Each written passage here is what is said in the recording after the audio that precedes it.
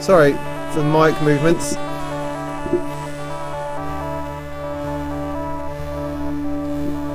One second.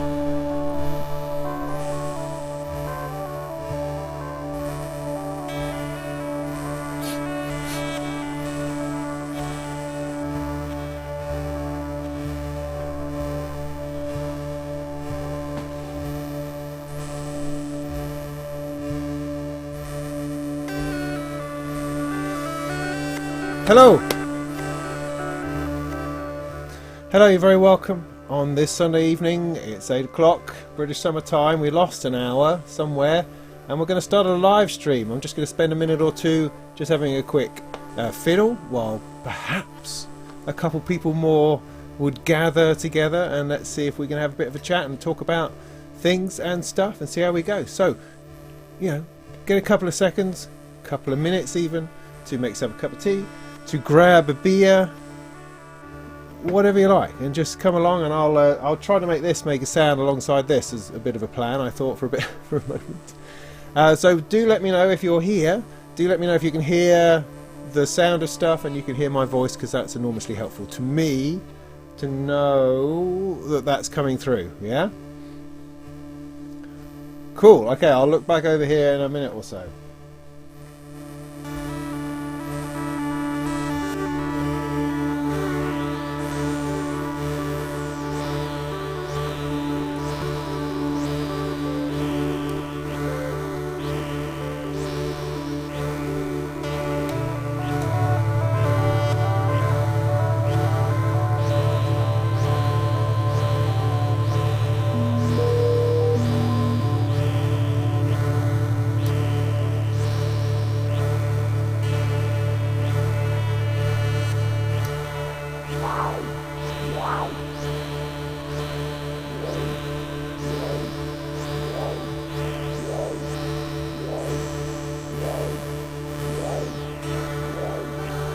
Looking and sounding good. Thank you. Thank you. I appreciate that.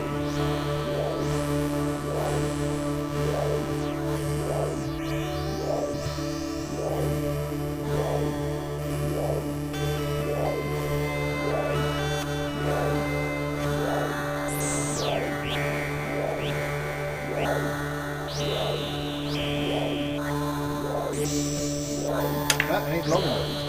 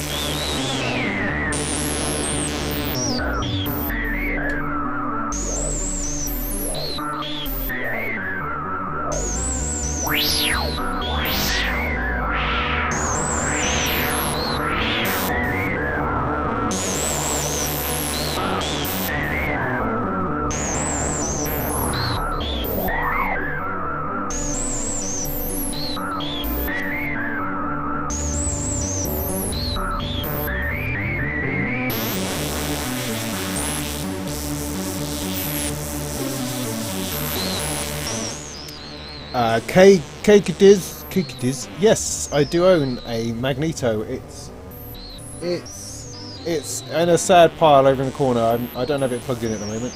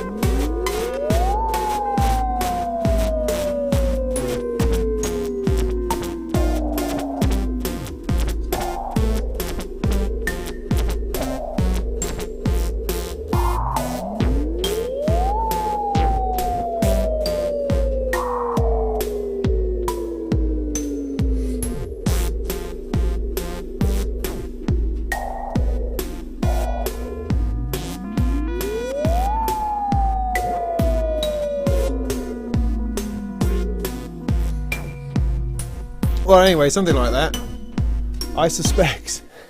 Good evening, welcome to the Molten Live, the live stream after the Molten Music Monthly that was March, which we had earlier in this week. And you are very welcome. If you're a new subscriber and you've decided to check out this evening, then you are most welcome. I've picked up quite a bunch since the Toman thing the other week, which is really nice to have new people along. I hope you will find this interesting. Probably not what you're expecting, I suspect, because I just have a way of doing things and it's not to everyone's taste, but some people seem to connect in with it, and that's good. I kind of bumble on, I crash through things, I talk about stuff. I can often be insulting to questions in the chat because I don't mean to be rude. I just find it funny sometimes, and I haven't quite yet got a grasp on this sense of notoriety as much as I should, as in I'm not well behaved yet in order to look after and curate and care for those sort of things. So I'm still very much on the edge of potentially screwing the whole thing up by trying to be funny and really offending someone important. So that's where I'm coming from. So if I insult you and you ask a question, then it's not meant nastily, it's just meant in fun, because I like poking around with these sorts of things. The same as I like poking around with this sort of thing. See, none of this, I really know what I'm doing. I'm just poking around. I'm poking around and I'm hoping to bring a sense of poke and a sense of fun into this YouTube channel, so that people who don't really get it either can look at it and go, all right, that idiot, right, he can play with stuff and make some interesting sounds, and so maybe I can. And that's the whole point, really. I just want to enable people to play with gear and enjoy it, and not get too bogged down in the craziness and the technicalness of it all. But you know, I could probably pull that off too if I try hard enough, but I don't want to. I'd much rather be having fun and sort of making music and chatting about stuff and all that kind of thing. So that's where I'm coming from. So if you're expecting some high-level detailed analysis of something or other, then you've probably come to the wrong place. I'm more likely to drink a beer and say something rude.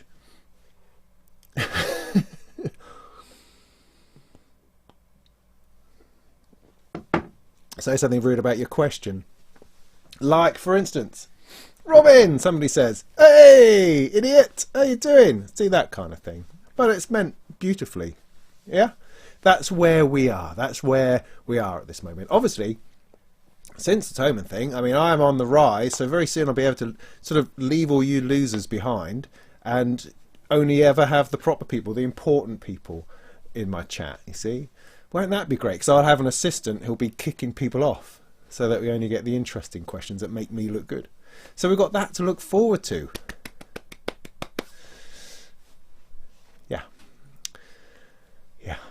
Okay, right, so welcome. As I say, I'm going to have a quick look into the comments now just to see if anybody said anything remotely interesting. If they haven't, I might start talking. I might play some more. I'll probably start talking though. Yeah. Okay, so let me have a thing. You know what, I don't want to do that. Let's have a look. Okay, hello people. Oh, look, we've got 43 people in the house. That's pretty nice. You can hear me okay, that's great. Cheers, hello, hi, Seven Serpent Synth Societies, no needing to shout, but it's good to see you here. Fusebox owner, curious as to the latest box. Yes, I'm curious too. Is this thing here? I'm very honoured to have this. Me and Tom from Analog Solutions got off to a rather rocky start, but we're good now, we're tight now, and it's given me the opportunity to get hold of this before anybody else, which is just mad, you know. It's just, I don't quite know how that happened. The start we got off to, well, because it's a story, I'm here to tell stories, am I? I don't know. Okay, is that I had an email exchange with him before Synthfest back in October last year, November, October last year, and in which he said he was going to lend me the generator, which is their sequencer, which I've got over there, so that I could have a bit of a go on it. And so I went along to Synthfest and I turned up at the stand and I talked to a guy, and then there was Tom, and I said, hi, how you doing? So how do I take away this generator then? And he looked at me and said, what? And I said, well, you said you were going to lend me a generator, which is really kind, and I was going to take it away and do a bit of a video on it. And he said, no, I don't know what you're talking about. And it turns out that either he or me had just a complete sort of memory wipe. And I just stood there going, no, I'm sure we had a conversation about it. He's going, no, I don't know what you're talking about. It's not sounds like the sort of conversation I would have, he said. He's usually really mean-spirited. No, that's not true. But we sort of boggled each other for a bit, and I go, well, I'm really sorry, that's really strange. I'll have to go back and dig out the correspondence. So I went back, empty-handed, obviously, because he thought I was a bit of a nut, and looked through my email and couldn't find a thing. Not a thing. There was no exchange between me and Mr. Analog Solutions, so somehow my brain made it all up. I don't know what that's about. Maybe I'll have more of that to come in the future, which is exciting, obviously. So I don't have any clue what happened about that. Anyway, so I just went, all right, sorry, Tom, sorry about that. That's weird, but we'll just have to leave it at that. And then down the road, he got back in touch and said, look, I happen to have the generator sitting here not doing anything. Would you like to borrow it and do a video? And I said, yeah, all right. So I did. I borrowed it and I did a video, and then I did a review for Sound on Sound, and he likes that a lot. And well, because I liked it a lot as well, that was also helpful, because I also write for Sound on Sound. If you want, credentials, I do write for a well-known publication, and which is great. I love doing that. And yeah, so from there, Tom, I imagine, saw that perhaps I hold some value in my position. First of all, my video was awesome, and everybody liked it, and that really helped with people understand what the generator is about, because it's not, I think I find with most Analog Solution stuff, it's not always immediately obvious what its strengths and weaknesses are, because Analog Solutions gear is immediately impressive to look at and to hold and to touch, and then you have this kind of ramp of learning where you go, oh, I'm not really sure what I'm doing with this, or at least that's been my experience so far. I'm going, I'm not, I don't know, I think I like it. And then you get over this hump and it's like, wow, this is extraordinary. Why hasn't anybody done anything like this before? So that's kind of my general Analog Solutions experience. And so, why was I saying that? Oh no, anyway, so I did this review of Sound on Sound, and he liked that, and since then we've been chatting, and he sent me the little Treadstone here, which I've done a video about, which I've done like a video of patches of sounds of it, which is online already, but I have done a full sort of talk through review of it, which is I haven't finished editing yet and needs to go upline next week. But that's a great little box. So he sent me one of those to try, and then out of the blue he mentioned he was working on a new synth that he wouldn't tell me anything about, because I'm a music technology journalist, I suppose. I write for news websites like gearnews.com. If he'd told me something, I probably would have blabbed about it. So he held it back but said, would you like to try it out? I said, sure. And he sent it over, and the first time I saw it was when I opened it out of the box. And it was this thing here, the Impulse Command. And what a funny thing it is too. Oh yes. So I'm going to be doing a review for this for Sound on Sound, which is awesome. I think it's my first synthesizer review for Sound on Sound. I've done previously a lot of software and a few bits of like the generator sequencer, starting to move a bit more into synthesizers, Eurorack hardware, that kind of thing. They're starting to use me for now, which is excellent because that's my favorite stuff.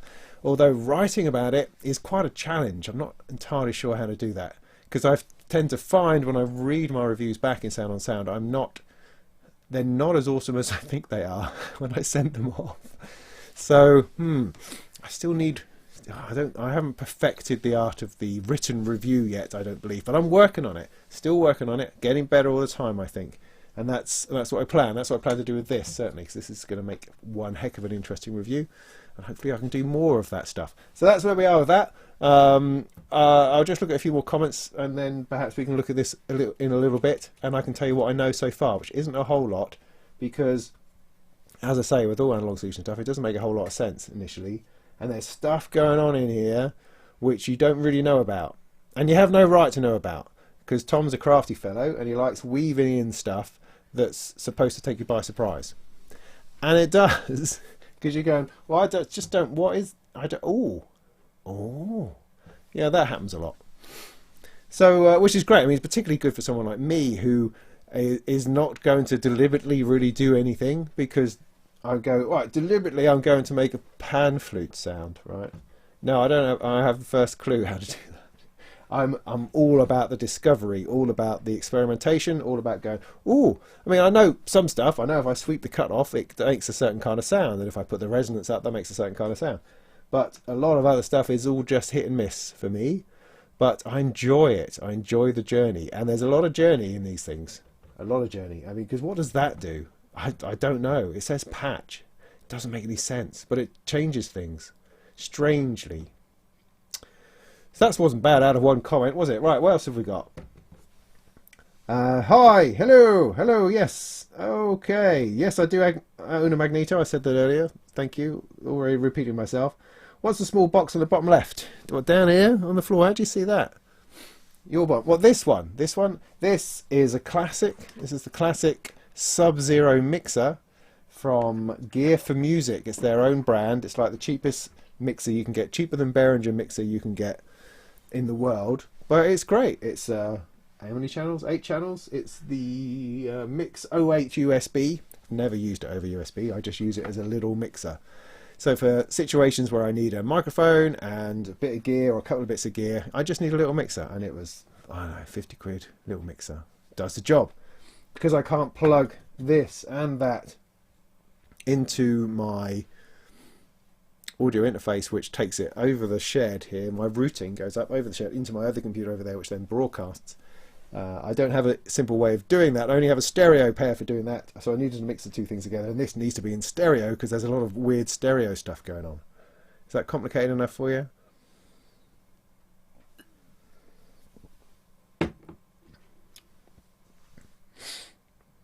Cisco, hey DB, looking at you. Yeah, a new toy. Yes. I will talk more about that. Impulse command, yes.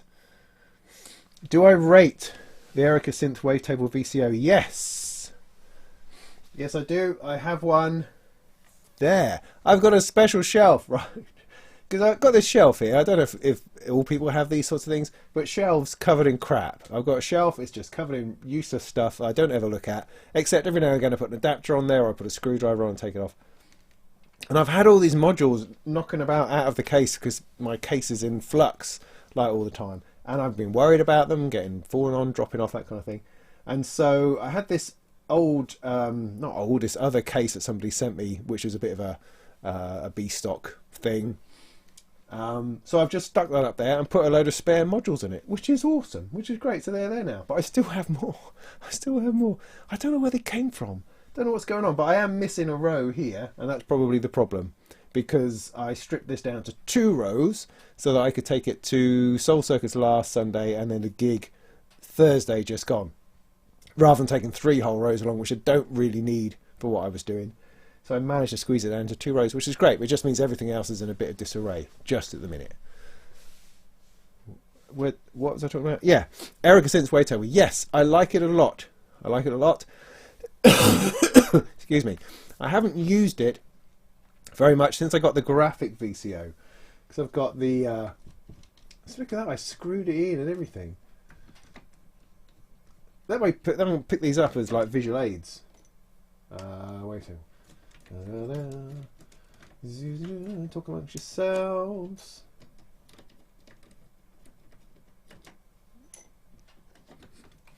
Oh yeah, so I now have a graphic VCO and the Wavetable VCO.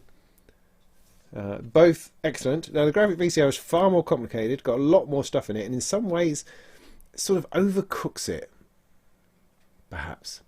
There's a couple of things about it that sort of annoy me, I think. First of all, you have to sort of set it up every time. Every time you turn it on, it seems to be zeroed. I mean, there's probably something I can do about that if I looked into it deep enough. But you have to then go and find the wavetable you want to use, and then you set that all up. So it's if you're into wavetables, if wavetables is your thing, graphic VCO is excellent. It has a lot of detail. You can draw your own wavetables and get really stuck into the business. So that is a plus for the graphic VCO. However, if, like most people, you just want that wavetable morphing sound, so you put a slow LFO, for instance, into the wave CV here, and it will just scan slowly through the wavetables, morphing in sound, then this is awesome for that. Absolutely awesome. You just hit a couple of buttons and you've got the thing that you want. A couple of buttons for the bank, and then choose a wave. You're there, and then it's moving between them. Fantastic. Simple. Use it straight away. Already sounds great. Or if you want a bit of chiptune stuff, you can stick a square wave into it. It's wobbling about between a couple of different wavetables. Great. Again, a great sound. So for simplicity and instant soundiness, I think the Erica Synths Black Wavetable VCO is excellent. There is also another chip for it you can get with a bunch of new wavetables on it, but I haven't looked into that. I'm quite happy with the ones that it has. Although, as I say, I haven't used it in a little while because of having the graphic VCO, and every time I want a wavetable, I kind of feel I should use the graphic VCO because it's infinitely more powerful, I suppose. But then I waste a lot of time in it trying to sort that out. I see, I'm a simple man, simple things, and I think the black wavetable is more likely to stay in my rig or go back into my rig than the VCO, graphic VCO. Maybe.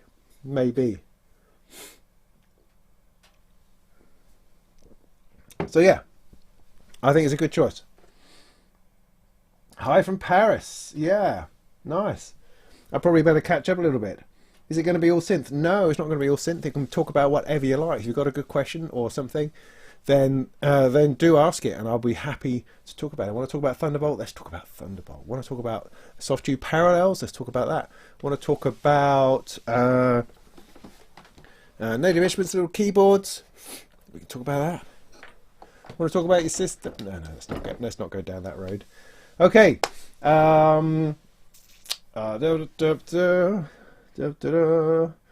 Yeah, hi, yes, hi. I'm only still getting through the introductions, which is nice. What? Okay. Oh, no, don't jump. I have to go back now. Down it. Okay, got there. Okay, did that. So Zilla the Great is watching on his Molten Muse. Now that's lovely. That's lovely. I mean, I don't know whether I'm quite ready to announce this or not, but building the old PCs, that's not really something that I do so much anymore, and I'm thinking of perhaps putting that to bed because I do too many other things, and I think what I've come to realise is building computers doesn't really make you a living.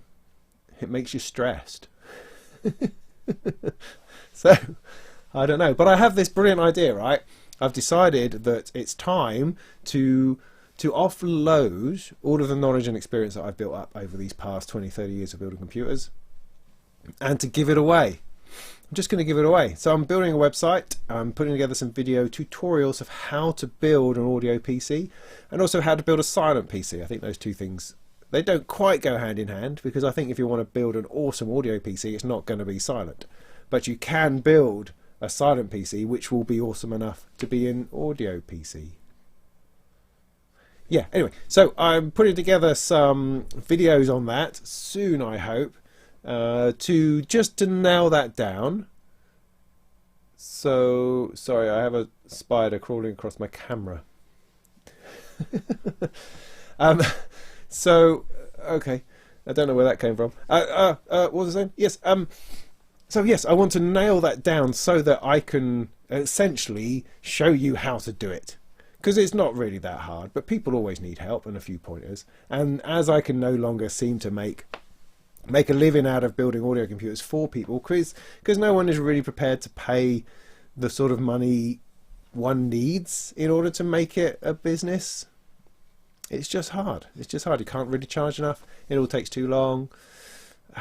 Oh, anyway, I'll go into that in more detail, I think. But I am planning to produce some videos on how to build the perfect audio PC, and how to install it, how to tweak it, what things to buy, all those sorts of things, so that anybody who needs to or wants to can do so without having to buy from a specialist necessarily. Although, support your local audio PC specialist. How many of those are left? I don't really know. So anyway, that's a plan. That's a plan down the road. But congratulations for having a Muse, because it's an awesome machine. I love those little things. They're really, really great. Little silent computers, fabulous, really good. Always just did the job, hit the, hit the sweet spot, I think. Yeah, okay. Starling has introduced a new line of VIA hardware Eurorack modules that you can preview virtually using VCV Iraq. That's right, I wrote about those, the VIA lines. It's a module of sort of one size and shape with 6 knobs, I think, and patch points all in a certain place, but you can load up different firmwares and then use them to do different strange things. Now, I thought it was interesting. I also thought I liked the fact you could replace the faceplate, and that gave you an extra touch strip sort of buttons on the front. It was quite cool, I thought. Nice idea. The thing that I didn't really warm to was their choices of functionality. Like all of the modules, there's 4 or so modules, none of them did anything I'd ever heard of. So it's like, what do I need these for? It's kind of, they were overly complex, full of strange functions and logic, and this plus this and this equals plus this and that. I mean, great for people who like that sort of thing. I just think it's not an impulse buy. Although to have one of those might be interesting, because you could swap the firmwares around and have it do lots of these different things that you don't really understand. Patrick, old friend, the disting again. No, I'm not going to let it worry me. Strange bug thing. Get out of it. Okay. He's gone on a journey. That's nice. So yeah, I saw those. Yes, did see those. Rate that up on Gear News. Yeah, interesting. And the fact that you can try it on VCV Rack, and that's also interesting. This interaction between VCV Rack and hardware, and how that's now starting to go in both directions. So you can potentially try out modules in VCV Rack before purchasing them. When you can already do that with some mutable bits and pieces, and some from other manufacturers. It's just an interesting development, the way that's starting to move now. And because VCV Rack is coming soon to version 1, it means it actually has like they've got their courage up to decide to release it as an actual product. I mean, wow, to move out of beta. Whew. Wow, heady days, eh? Heady days. So yeah, that's interesting. Major 7, hi, Flaggle Bimps. You make me laugh. So Neil asks, what is my favourite synth from the Excursion? What Excursion?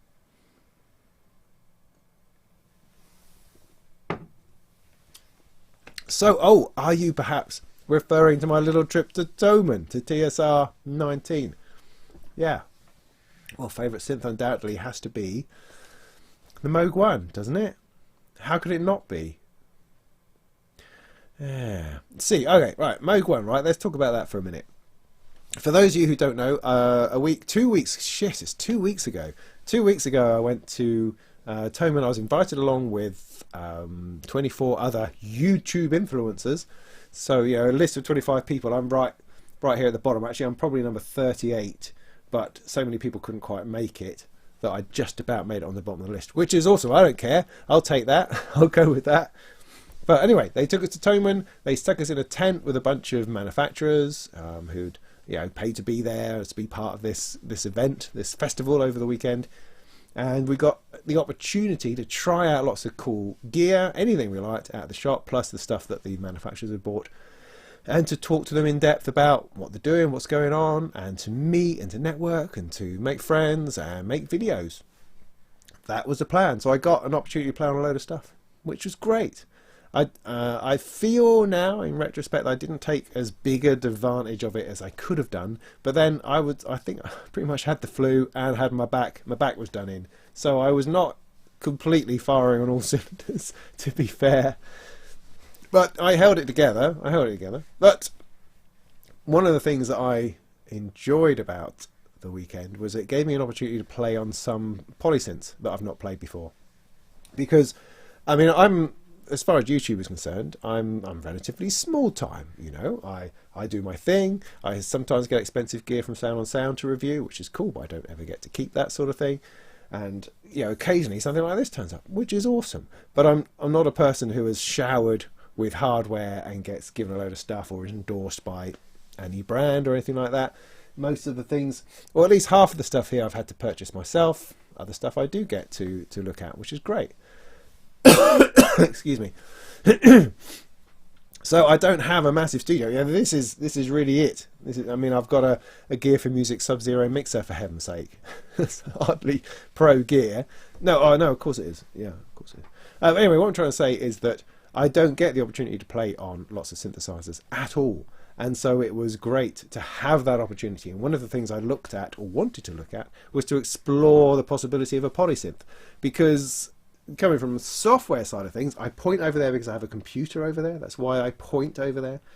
My software synthesizer side of things over there has always been pad heavy. That's what I like. I like big washy pads of stuff, evolving textures, all that kind of thing. Love all of that.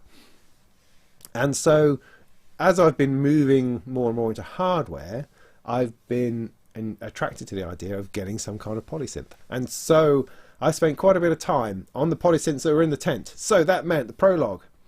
Minilog initially, but then I discovered the Prologue. So it's like, well, I can't have a Minilog because look at the Prologue. It's similar, but just heads and shoulders, you know. I could appreciate the Minilog, but I'd always want the Prologue, really. I'd be disappointed not to have the Prologue. Anyway, so there's a Korg Prologue. Tried that a lot. System 8, Roland. System 8, yeah. I didn't warm to it. I tried to warm to it. In fact, I quite liked the System 8 as opposed to the plug outs, because it also had a Jupiter and a Juno, or JX, something or other, loaded in there for the plug out synths. But because it wasn't what you were playing, you never connected with it.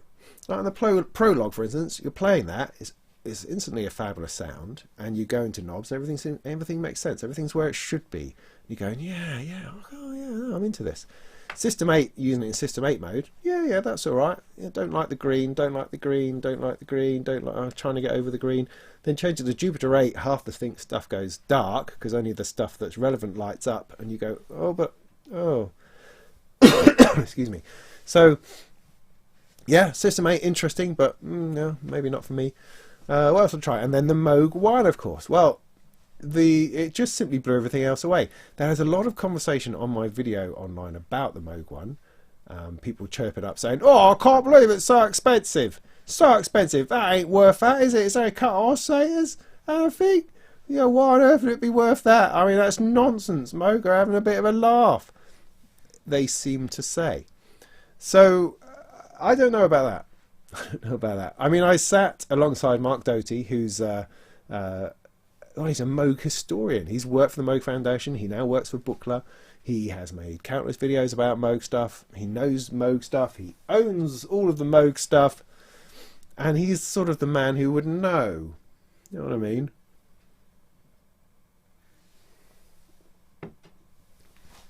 And although he was jet lagged, and this was his first video to make at the Thomann thing, and he was really sort of baffled and boggled and confused as to what on earth am I doing here, and why are we doing this? And we all felt that, certainly on the first day, like, what is going on? So I just said, Mark, you're a Moogie person, why don't we take this Moog 1 that's sitting here and like do a video on it? And he said, alright, because he's a bit of a laid back surfer dude type American. I don't even know if he surfs, I have no idea, but anyway, he gives that impression of a very laid back sort of person. And so we took him upstairs and we just sat there and we chatted about it. I mean, I had played on it a little bit before, but only for 5 or 10 minutes. But when you play it, the sound is just extraordinary. I mean, you're trying to describe the difference. I mean, you try the Prologue and you go, oh, this is lovely. Great. Yeah, it's exactly what I expect a polysynth to sound like. Oh, yeah, great. Yeah, everything moves, everything right. Super. Play the Moog 1 and you go, and it's similar, sure, but there's just a whole other world of stuff going on, and it lifts you up and you go, woo, and then you start moving things and you go, well, that's interesting, and wow, look at the sound, and yeah, the edge on that, and the sound on that, and the fizz on that, and it's like every individual part of it has its own character, has its own story to tell, if you like. With the Prologue, everything works together really nicely, and the whole thing is a nice, coherent experience. Yeah, that's nice. Oh, yeah, that's nice. That's nice. With the Moog one, everything is its own thing. So you play with one oscillator, and it's a complete unit by itself doing that before you then start squirting it into something else. So you're able to build from these individual characterful building blocks to create a sound which is similar to a Prologue sound at, you know, a quarter of the price, but not the same. Not the same. And, you know, tonally very different. I mean, that's the thing that impressed me sitting next to Mark, is that Mark would sit there and go, wow, let's listen to that. And I go, what? I said, no, just listen to that. And he's talking about the timbre, he's talking about the tone, the sound that comes out.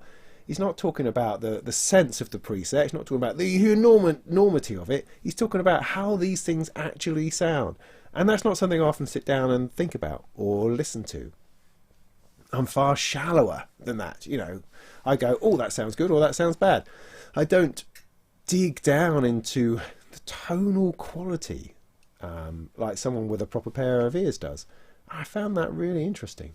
Really interesting. So yeah, the Moog 1 undoubtedly was a fantastic playing experience. But I think, as I probably said in the video, that I don't necessarily think it's the sort of synthesizer you would sit down and write a pop tune on, or you'd have it as your main controller with your DAW and you'd then sequence with it and add multi-layers of tracks. It's more like the sort of instrument you just sit down at and play and fiddle, and you would just simply enjoy it as the awesome instrument that it is. And then if you knew what you were doing, of course you could then get it into tracks and stuff, you know, whatever. I'm just saying that with a Prologue, for instance, I would be using it in tracks. I'd be using it with this. I'd be using it and fitting it into other things. The Moog 1, you would just sit and play. You wouldn't even have it in your studio, you'd have it in your house, because it's a beautiful thing. And you go, oh, you spend an afternoon, several afternoons, the rest of your life playing on that instrument without any hope of ever reaching the bottom of what it was about. So that, for me, was the experience of playing the Moog 1. And that was great. Well, that and the Crave, of course, because the Crave is almost as good. Right, okay, other questions?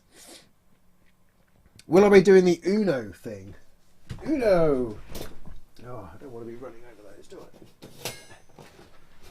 Hang on!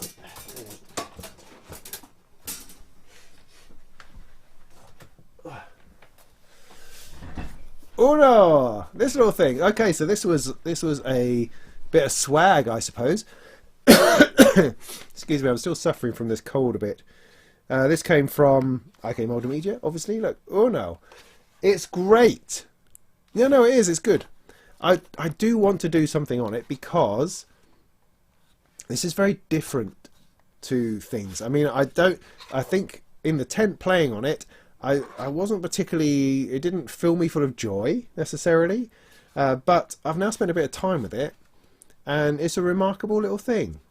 It's a remarkable little thing. There's a lot of fun to be had in it, and I think I would like to do a video on it at some point soon. It's not a priority for me at the moment. I've got a lot of other things to do, but it is pretty damn cool. It is pretty damn cool. And I've also been inspired by a few people who I you know, like and trust, who have said, oh no, it's wicked, you should just spend some time with it. So I think I will. I mean, it's interesting because I got this opportunity to play with lots of different bits, as I say. I mean, there are people like Modal there as well with their craft synth and the Sculpt. And that's something else I'm not really warmed to. But that doesn't mean it's bad. It doesn't mean that it's wrong. It doesn't mean they're doing anything. That's the same with a Microfreak. Yeah, see, there's a bit of a pattern developing here. What inspired me and like shook me were things like the Moog 1, the analog. That sense of stuff going on. The Crave, actually, awesome. MS-101, awesome. Pro 1, awesome. Those three Behringer synths, fantastic. They were really great because you knew what you were doing immediately. Then looking at something like the Microfreak, which is digital, the Uno and the Modal, different experience. Different experience, because you don't get that instant familiarity. Instead, you get something which is going to reward you as you dig into it. So if you can spend the time with something like the Microfreak, the Uno, the Modal, I think you'll get a lot out of it down the road. You just have to get over your initial introductions. So it's a bit, I mean, a bit like the impulse command. Well, actually, the impulse command is a good example because it does both these things. It's immediate because you go, oh yeah, I know what I'm doing, and it's making the sort of sound you expect it to. But then there's weird stuff going on, which is going to take further investigation. That's what that's all about. Something like the microfreak, the modal, they all, you get some sound out of it, and initially you're going, oh, I don't know, it sounds a bit digital, doesn't it? It sounds a bit wavetabley, and that's okay, but I find personally when dealing with wavetables or digital oscillators, the oscillator is the least interesting part of it. It's everything else and the way that you can manipulate that oscillator and morph between waveforms and find interesting things in it. That's what makes digital synthesis interesting, I find. That's my view on it anyway. But that requires a bit more effort than it does on a Crave, or even on a Moog 1 for that matter. So yeah, I'm reserving judgment on things like the Uno. I'm going to give it some time and see how I feel about it. But sounds alright. I certainly had a good time. I spent about an hour sat with it in a car park playing with it, and that was a lot of fun. Yeah.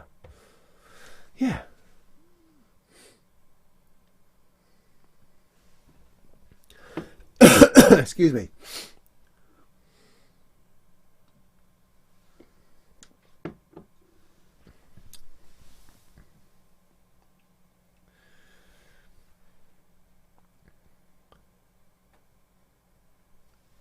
Oh, well, if your streaming quality is low, then it's just because the world doesn't like you. I'm streaming in 4K, obviously here. 8K, I think it was. Was it 16K? Oh, it doesn't really matter.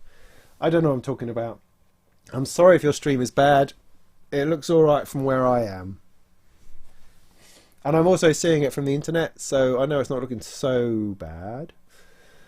Anyway, as long as you can hear me, that's all that really matters. I'm nothing really to look at.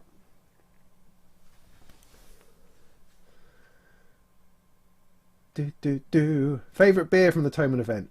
I have no idea, because I have no idea what it was that we drank. There's a funny story. Is it a funny story? I don't know. We had no idea whether the bar tab at the hotel was part of the deal or not, because all expenses paid, as in the accommodation was paid, the breakfast was paid, we were provided meals at the Tonham campus, which was great. But we didn't really know and didn't like to ask whether the bar tab at the hotel was going to be taken care of or not. And so when we went to check out on the Monday morning, it was kind of, not really sure going to happen. Anyway, so I handed my card over, and they said, oh, great. And they said, that'll be €7.80. I said, oh yeah, what's that for? Oh, that's the hotel bar. All right, I spent a whole €7. That sounds like 2 drinks to me. So as you know, I'm a complete lightweight. So evidently, I didn't spend a whole lot. Gaz Williams came along behind me. Gaz from Sonic State, you may know him. He was behind me, handed his card in, €170 on his bar tab. Oh, that was just brilliant. Now, Stephen, as in Nuora Blankv, however you pronounce it, he didn't check out. He just left. So I have no idea what his bar tab was like. So, but at all that time, I had no idea what it was I was drinking. They just glasses of stuff turned up. So I wasn't given that opportunity. When we had no, I mean, it might have been nice to go on a tour in the countryside and visit a brewery or something like that, but we didn't have any time for all that sort of nonsense.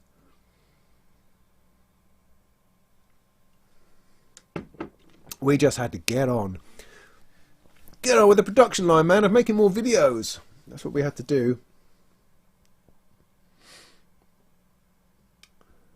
No, still not reading manuals.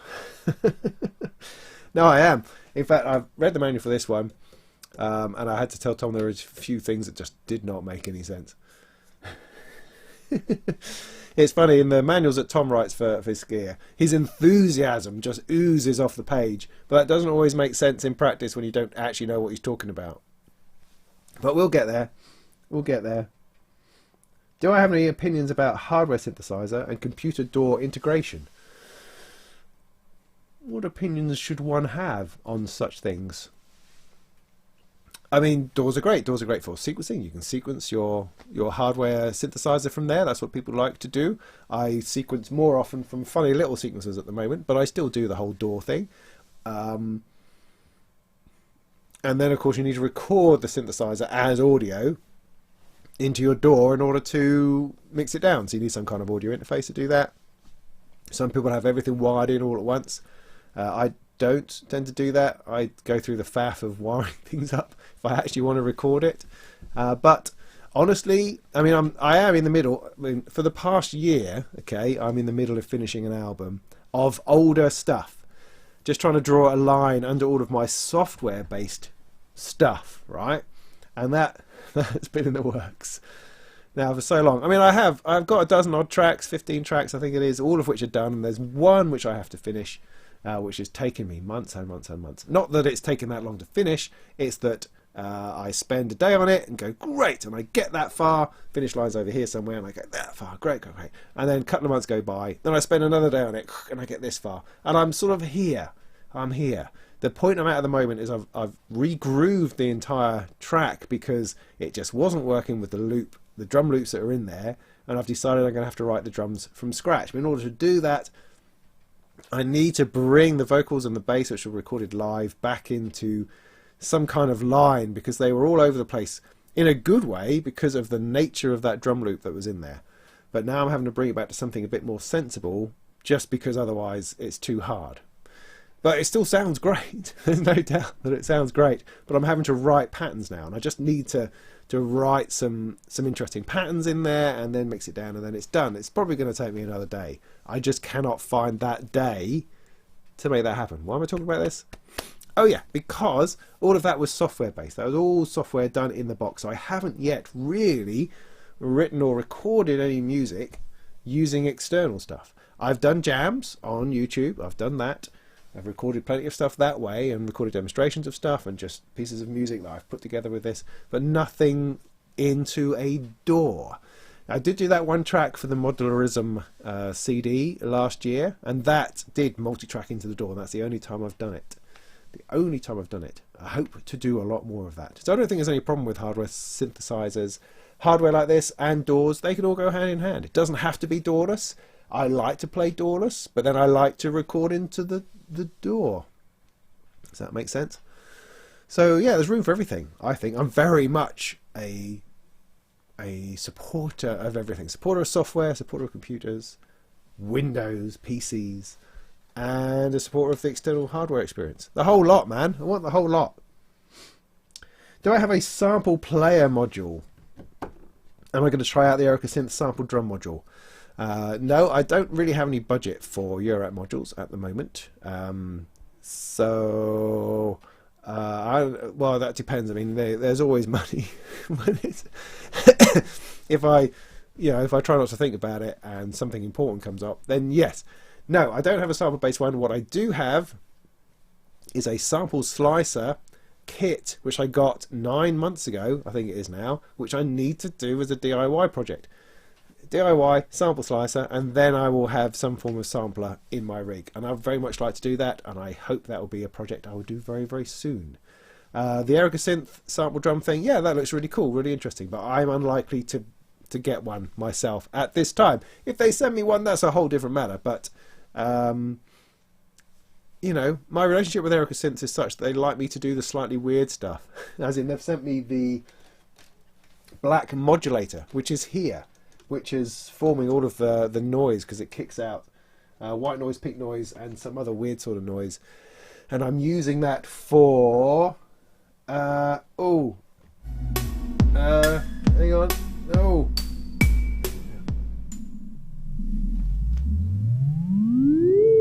No, not that.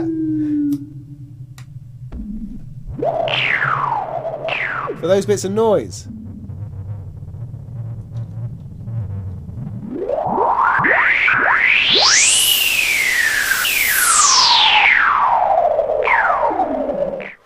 Yeah, I'm using it for that at the moment. But it also has LFOs built in and things like that. I'm going to explore it at a little bit of depth and do a nice video on it. That's the plan for that fella there.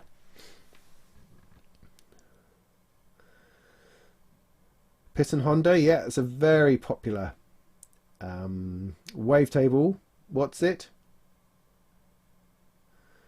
Sorry, I've lost my thread on here again. I don't want to miss people. I mean, I know obviously with the whole comments thing, you tend to be well behind. Let me just pop that out. Maybe that's going to be a better solution. If I pop that out, make that a bit bigger, and then maybe don't use my finger. Actually use that. Is that going to make things better? Now, where was I? Da da da. Oh, lots of questions tonight. Okay, let me try to find where I was.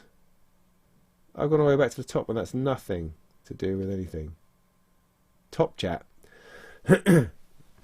Try the Profit Rev 2 you suggest before the prologue, or before buying a prologue. Okay. I will do. There's a lot of DSI stuff there in the store at Thomann, but I didn't get the opportunity to play on it. I looked at it, poked it, but didn't actually play on it, spend any time on it.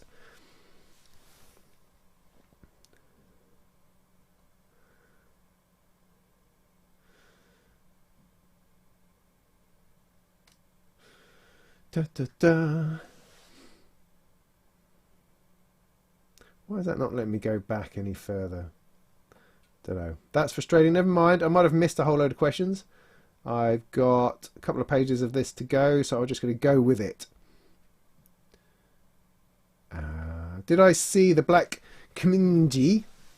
No, I keep seeing that knocking about. Black Corporation seem to show it to people and then not tell you anything about it. It looks very much like an access virus or something of that nature. Black Corporation are a really interesting company. They've been great to me. I've had some great conversations with them, and they are sending me the PCBs to a Decker's Dream, which is an extraordinary thing they are doing. Now I'm going to have to build the thing myself. I'm going to have to source components and a case, bits and pieces, but I am up for that. I am so up for that. I mean, that's one thing I did do at Thomann. I spent some time with the Decker's Dream. They've got one there on demo, and I sat there for an hour and see if I can make head and tail of it. I'm not sure whether I scratched the surface or not, but I'm really looking forward to building one of those myself and giving that a go. But what I mean about Black Corporation is that they don't give a whole lot away. They don't. I don't mean monetarily. I mean informationally. So their website doesn't really tell you much about the new stuff they're doing and the things they've been showing. So you're never really quite sure what it's about or where it comes from or how it's going to sound. So yeah, they're mysterious. They're mysterious. But I did see the pictures of them with what's his face. That's really helpful. The director guy, Star Wars and Star Trek director, from there's some synth fest over in LA at the moment, which everybody's at and having a lovely time. Hurrah! Hurrah for your lovely time over there.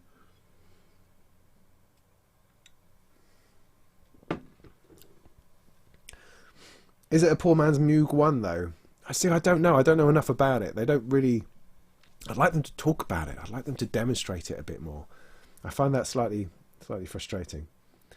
The Crave looks like a total must. Yes. Yeah, it may well be. I mean, people are saying that it's the same as a Mother 32, or except that it's got a different oscillator. So it's not really the same at all, is it? Since you're talking about a single oscillator synthesizer, if it doesn't have the same oscillator, then it's not really the same as anything. Is it? I don't think so. Apparently the patch bay is similar. I mean, I've got a Mother 32 and I don't understand the patch bay on that. And I didn't understand the patch bay on the Crave. So maybe they are identical. But what I did find is that you could, sequence it. You could use a sequencer, which you can't do on the Mother 32, of course. You can sequence very quickly and arpeggiate and that kind of thing and play with knobs, and it makes a great sound. And it's instant. It makes the sort of sound you expect it to. You can do exactly what you think you should, and it makes a great sound. It delivers very much, and it's not going to be expensive. So I think it's a winner. It's also a nice small sort of unit. I mean, it's comparable to the Uno, I suppose. The thing will be the Uno, because it's also got an app you can run with it, a piece of software. You can dig down deeper into that, and that has its merits and has its interests and patches and presets, that kind of thing, if you're a preset person. Whereas the Crave is the opposite. No patches, no presets. You just get stuck in with what you have, and it does what it does. similarly priced. So yeah, which one? I don't know. Maybe I should have done those head to head rather than the Microfreak, which is that little bit more expensive. Maybe I will down the line. Who knows what's going to happen down the line?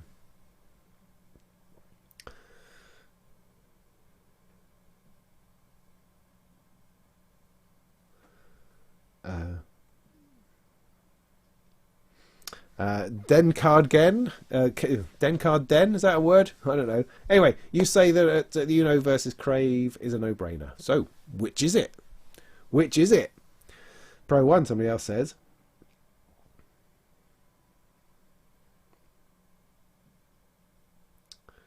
Something from Plankton, that's called the Spice, if nobody else has talked about it. If you were talking about the analog heat earlier, which I ignored, because I tend to ignore electron talk because I don't understand it. Another opportunity missed at Thomann, of course. I should have spent some time with Electron, talking to them about their gear, because I've never really accessed it before. There was a guy there called S, who I did have I was involved in an interesting conversation with, who seems really nice. And lots of people had some really good jams with the Electron people, but I didn't find the opportunity to do anything with that. As I say, I wasn't on my A game. But never mind. Yeah, lack of dedicated knobs on the Uno is definitely the problem. The problem is that you have these 4 knobs. I can explain the Uno to you very quickly. These 4 knobs do these 4 things.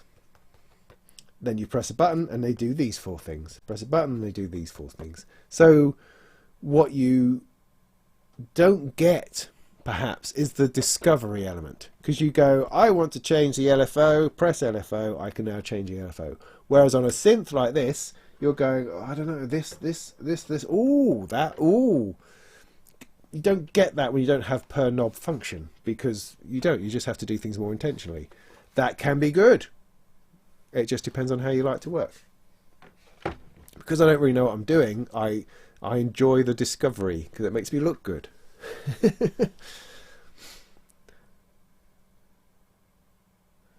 Am I going to review Traction Waveform 10? Well, Traction have been asking me to review their stuff since version... Well, I did a fantastic review, the groundbreaking review on version 7, but that's now many years ago. And I've been planning to do a review ever since. And I said this in, I think, last month's live stream, and just to emphasize it again, is that reviewing a DAW is a big undertaking. It's a huge undertaking. It takes, I'd have to give up a week to it, at the very least. And that's a lot of time. I'd like to, but it's like I've not reviewed Cubase 10, I've not reviewed Ableton Live 10, I've not reviewed Reason 10. A lot of 10s are out at the moment. You know, so why should Waveform 10 get all the glory? Except that it's an interesting DAW. It's not one that I use myself all the time, but I very much enjoyed reviewing it for version 7 and found a lot in it that you don't find elsewhere. And I've had a look at it since. I've got close to reviewing version 9, but I again could not find the time, and then too much time had elapsed and it felt like, oh no, I'll just have to leave that to another time. So, yes, I would like to. It's just finding the time, man. It's just finding the time. We shall see. It's on my list. It's on my list. That's all I can tell you. It's on my list. The Crave, says Dencard. Okay, thank you for that. Yeah, I would tend to agree, although with the caveat to say that I haven't spent enough time with the Uno yet, and the Uno requires more time. It's possible you could say that the Crave will get boring, whereas the Uno probably has more depth. We shall see. There is a thing with the software, though. I don't know, because the modal was the same, the sculpt was the same in the Craft synth, in that, look at our hardware synth, and look at our software interface for it. And go, I don't know that that's actually what I want. When I buy a hardware synth, I want it to be a hardware synth. I don't know that I want to have the software app, I mean, because it reveals more features. Those features should be here. They don't need to be there. Then on the other hand, it's useful for automation within your DAW and for writing and creativity and that kind of thing.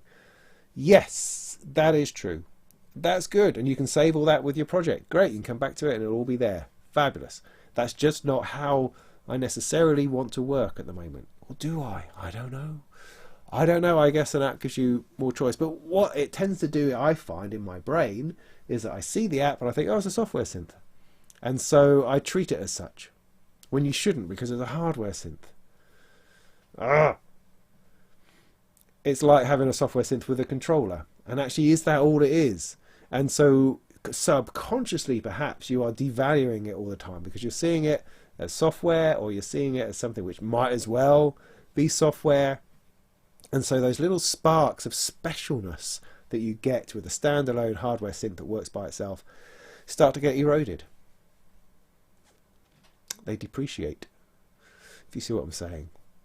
And I'm not saying that that's a true opinion to hold. I'm just saying that's kind of how it makes me feel a little bit. That's all.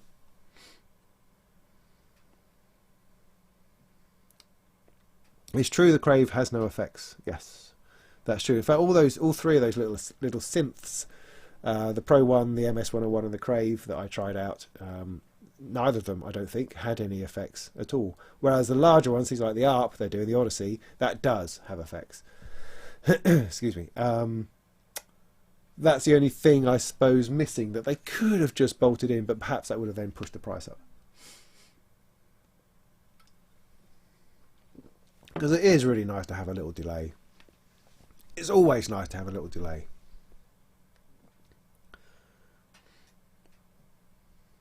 Best kit synth modules. Well, Eurorack, if that's what we're talking about. If we're talking about little synths you can buy in a box to make, I don't know. I don't have so much experience of those. But as far as Eurorack goes, the first kit you should always start with is a Turing machine, without doubt, because it has the best instructions, not found instructions like it, since it takes you by the hand with pictures of every single thing you have to do. Brilliant. And it's a complex thing, so it will take you a few hours, and it's thoroughly rewarding, because out the other end you get this Turing machine which generates all sorts of patterns and bleeps and stuff. It's fantastic. So yeah, do that. Otherwise, the only other kits I've done so far are the Even VCO from Bafako, which is awesome. I use this VCO all the time. I think it's just great sounding. It has an edge to it and a grittiness that I really like, and I love the aesthetic, the black and the white and the red. Brilliant. It's just really, really, really good, and it was a good build as well, an enjoyable build. I've also built a Mutes from DivKid. Hooray! DivKid Mutes, fantastic thing. That was an easy build. Great. Awesome. And I've built an EQ. Just a little strip EQ from Thonk, which was great. I think those are my kits so far. Coming up, of course, I've got the sample slicer. Any moment, I'm poised to do the sample slicer. I have a couple of other Bafako kits too to make. And of course, I've got this flipping Deckard's Dream inbound from Japan coming. Whew! That's going to be quite a challenge, I think. Yeah, exactly. Even my demo of the Crave sounded good. Yeah. Excuse me. Yeah, and I should illustrate, because I understand psychologically, if I say something negative about something, people really take that on board. I take that on board, and you make that the most important thing. So when I'm talking about something like the Modal Sculpt, or the Uno, or the Micro Freak, they are flipping awesome synthesizers. Awesome, awesome, awesome, awesome. Wonderful, fantastic sounding. Will get you laid. Really improve the environment wherever they sit. Is that enough positive things to then put in a negative without it seeming unbalanced? The only thing is that they don't have one knob per function necessarily. They kind of be a bit more menu driven, and so you don't get that instantness, perhaps, but you do, and they reward discovery, as I keep saying. If you spend the time and dig down, then they do start rewarding you with wonderful, wonderful sounds. So please don't think that I'm down on the Micro Freak. I'm not. It's a fantastic little thing that I would really like to spend more time on, but I don't have one. But if I did have one, I would really enjoy spending time on it to tease out some awesomeness that it has buried within it, because I know that it does. I just haven't found it myself yet, so I haven't had the time. And I'll also find it in the Uno. I'd also find it in the Sculpt. It just requires a bit more time, a bit more effort, and perhaps a different thought process. But that's why we like different things, you know. We get on with different things, identify different things. But me, as a reviewer of synthesizers, I'd like to try everything, and I like to find the good in everything, and also point out the bits that don't really work so well. That's what I do. That's like my job, part of my job, sometimes. Crikey, it's 10 past 9. We've gone through this already.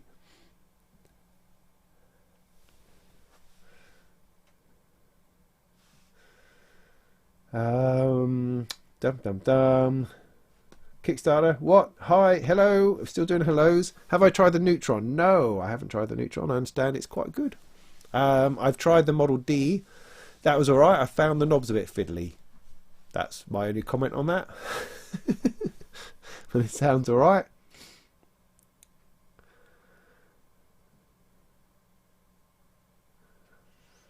You got a broken heart, Akai Dan. Oh, I'm sorry to hear that. It is Mother's Day. You should probably give your mum a call. That'll sort that out for you.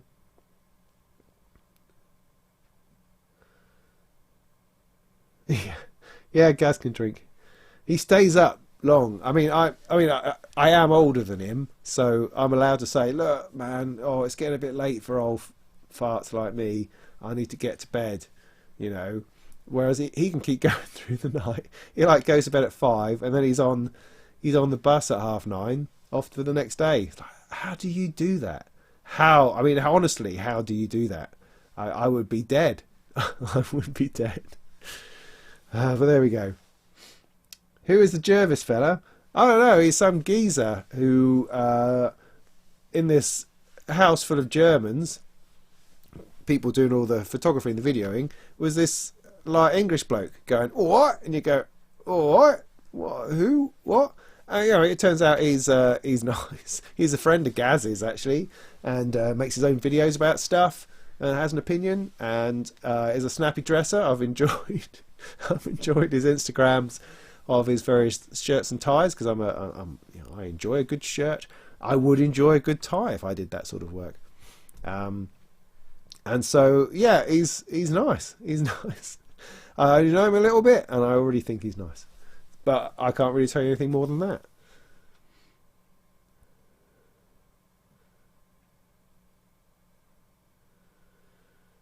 Da, da, da.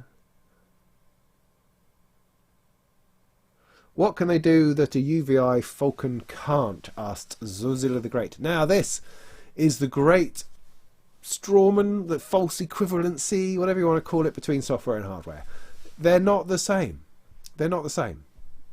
So when you're trying to compare software and hardware, it's difficult because you're not comparing the same thing.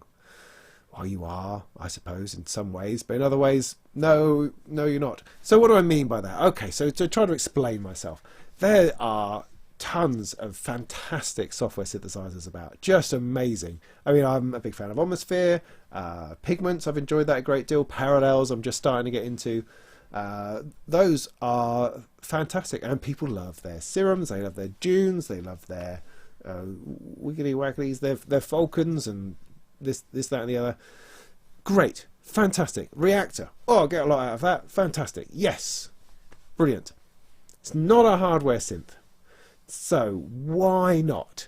Why is it different? I mean, everyone's got their own opinion on that. My one, all I can express to you is that I've been making music with software for 20 years. From Rebirth, I suppose, from Rebirth and Generator, from the AS1, little bits of software like that, through all of it. I've had all of it, Gigasampler, went through all of that, all the versions of Contact, been through all of that, all the Rob Papen stuff, all of the, it doesn't really matter, all of the synthesizers, software synthesizers. I've been through a whole load of them, and I've made music with it. I've released 3 or 4 albums of stuff all made in the box with software synthesizers, and had a thoroughly good time and a thoroughly good sound. And all of these things can do all of these things. I mean, I have virtual Moogs, I have virtual Moog modulars, I have virtual Eurorack, I have virtual electric pianos, and all of it is awesome. It's just great. Now, there came a point where I was just like, I couldn't be doing with it anymore. You're sitting there auditioning samples or trying presets, trying to find a sound which approximates the one which is kind of in your head that you kind of want to use, and it's in there somewhere, and you can't seem to track it down. Or you are just doing the same thing over and over again. You're starting with the sound and you're just changing a few parameters and not really sure what you're doing or what the purpose is. So I found myself in that place, and what happened was that I would just get bored. I'd sit down trying to make music and it would bore me, and I'd be going, oh, this is not fun. It's not fun anymore. And I have so many software synthesizers that I don't even know where to start, or what sound to start with, or what to go with. So that was my position, and that just meant that I didn't really make music anymore. Then I went along to Synthfest, and I started playing with a couple of desktop synths, things like the No Coast and the Mother 32 and the Erebus, and I thought, oh wow, these are great. Now, I've played with synths in the past. I used to work in a music shop where there's loads of synths everywhere, and you would play on them, and those were great. But I was the software guy. I went full software, but then just coming to these very simple synthesizers, and I know what a cutoff does. I know what a few bits and pieces do, and it was immediate. It just lit me up. I started touching things, moving things about, and the sound responded. And I didn't need to know what the knobs did. I just ran my fingers over them and started moving them about. And it just connected me right back to the idea of making and sculpting and enjoying that sound. Now, there were other synthesizers at Synthfest, things like big Yamaha synths. Sat down a big Yamaha synth, preset. Just no connection, none at all. Now, that's not to say that other people don't have very intimate relationships with their big workstation keyboards. I just don't, okay? Sat down at some Eurorack going, what the heck is going on here? And talk to people, and they start moving things about, and you go, how did you do that? How did you do, what? And instantly my brain, other parts of my brain which I thought were long dead, started lighting up and going, oh wow, how does that work? How do you do that? And it's like it became a puzzle that I wanted to solve, and I wanted to find out, how does that do that, and how does that do that? A piece of software has never had that effect on me, ever. I've enjoyed the sounds that software creates, and they're useful, and I've made music, and I've released albums with all that kind of stuff. But those sorts of things have never lit me up, never lighted me up. I don't know. I've never come alive as much as I have playing on hardware synths. I don't know how else to express that. So yes, you have a software synth that may well do all of the same sounds you'll find in a piece of hardware. The only question you need to ask yourself is, does it bring you joy? Does that piece of software bring you joy? And some does. And actually, I've refound my joy now that my head has been realigned to what it is that I like about synthesis and sound creation, sound design.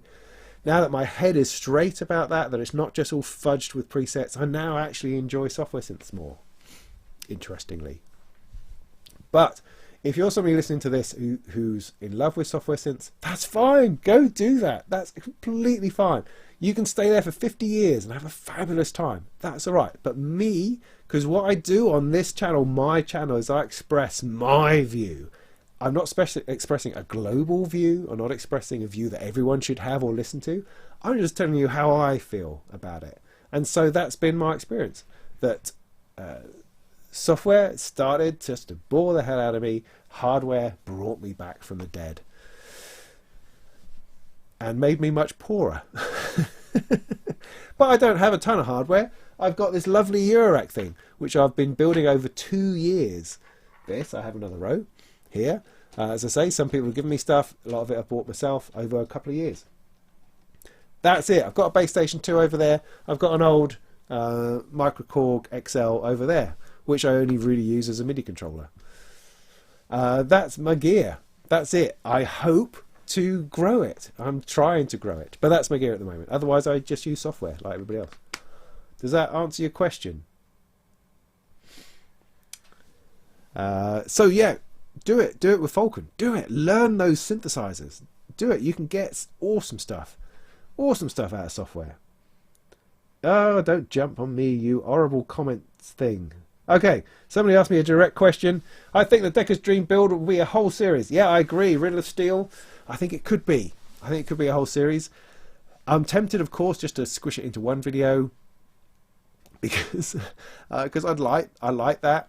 I kind of feel people get lost because people, I mean, it might just be me, but people turn up. I try to, like with my Eurorack one, you know, I go episode 5, the power supply, and I get people commenting on that going, why are you talking about? Why can't you start with like looking at a case, or why aren't you doing complex arrangements of modules? It's like, well, because this is the episode about the power supply, you idiot. But so my problem with doing series is that people don't read. People don't get it. They're stupid. No, they're not. They're lovely. Everyone's lovely. We're all lovely. All lovely together. But no, I imagine when the Deckers thing turns up, I'll do a video on, look at this. Look at this. And then that'll probably be it. And I'll have to go and have a lie down. And then we'll do a video on how on earth do I buy the bits for it. You know, so I think it could turn into something quite interesting. Okay. There's an enormous spider under there. I don't know what it is with me and spiders. I live in a shed that's packed full of spiders, and they just scare the bejeebies out of me.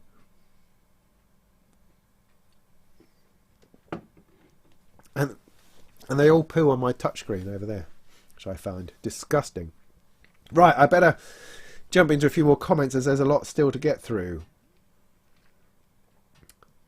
Akai Dan, yeah, you weren't invited. Oh, it's really sad, man. I had a lovely time. Yeah. Not many people were invited. It was a very exclusive thing. It's interesting. I mean, I'm interested to know. I mean, actually, that's a question. A question for you, which hopefully I'll read the answers to later on, is how do... what were we talking about? Yeah. How do you perceive the Toman thing? How was the Toman thing perceived? Did you see it as something weird, something interesting, something fascinating? Were you full of jealousy, full of awe? Did you think it's just some kind of corporate marketing event? Those sorts of things. I'd be really interested to know how it came across and how it's continuing to come across, because I still have videos to do on it. In fact, coming up, I have a video. Well, I've just got to finish my review of the Treadstone. Then I've got a video with Dieter Doepfer to do, and I've got a video with Softtube on parallels, and I've got a Native Instruments video which I can't release yet. I think that's all I've got left to come. I only did like 6 videos over the course of the weekend. Anyway, so yes, please chuck into the comments how you felt about it. I'd just be interested to know. I've no idea how it was perceived by you, the discerning public.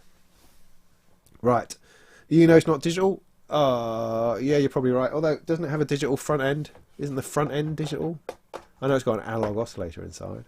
Isn't the front bit, this front bit that you actually fiddle with, I don't know, digitally controlled? I don't know. I haven't looked into it deep enough, as I say. As I say. I wouldn't call it a tiny digital workstation, though. Don't think that's what it is. I mean, this is quite something that I've realised, you know, in my head, is that all these little synths are great, but they only do one thing. So they've all got sequencers, great. So you've got a monophonic sound going on in a sequence. That's it. It's not as if it's a groove box. It's not like it's an Ovation circuit where you've got 2 little synths and a drum machine. No, you've just got a monophonic thing going on. That's what's quite interesting about the impulse command, actually, is that there's a whole load of stuff going on, even though it's just a monosynth. But generally speaking, you get a little monosynth and it does one thing. And that's slightly weird. So you're going to need to buy a drum machine. So you need to buy all these other boxes so you can run everything together all at once. Whereas from a DAW perspective, or coming at it from having workstation keyboards, you have everything in there. You've got 16 tracks of stuff going on, and all sorts of stuff, and drums and patterns and bits and pieces. But with all these monosynths, even with their sequencers built in, they only do the one note. Just the one note, sir. That's all.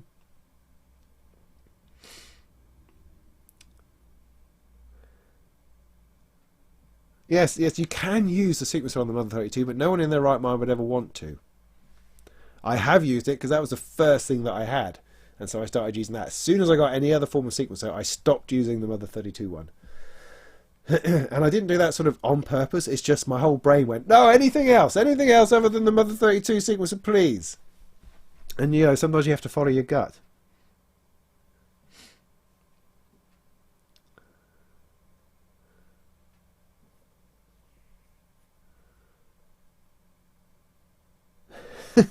Don't mention overbridge. No, we will have no talk of overbridge here. Thank you.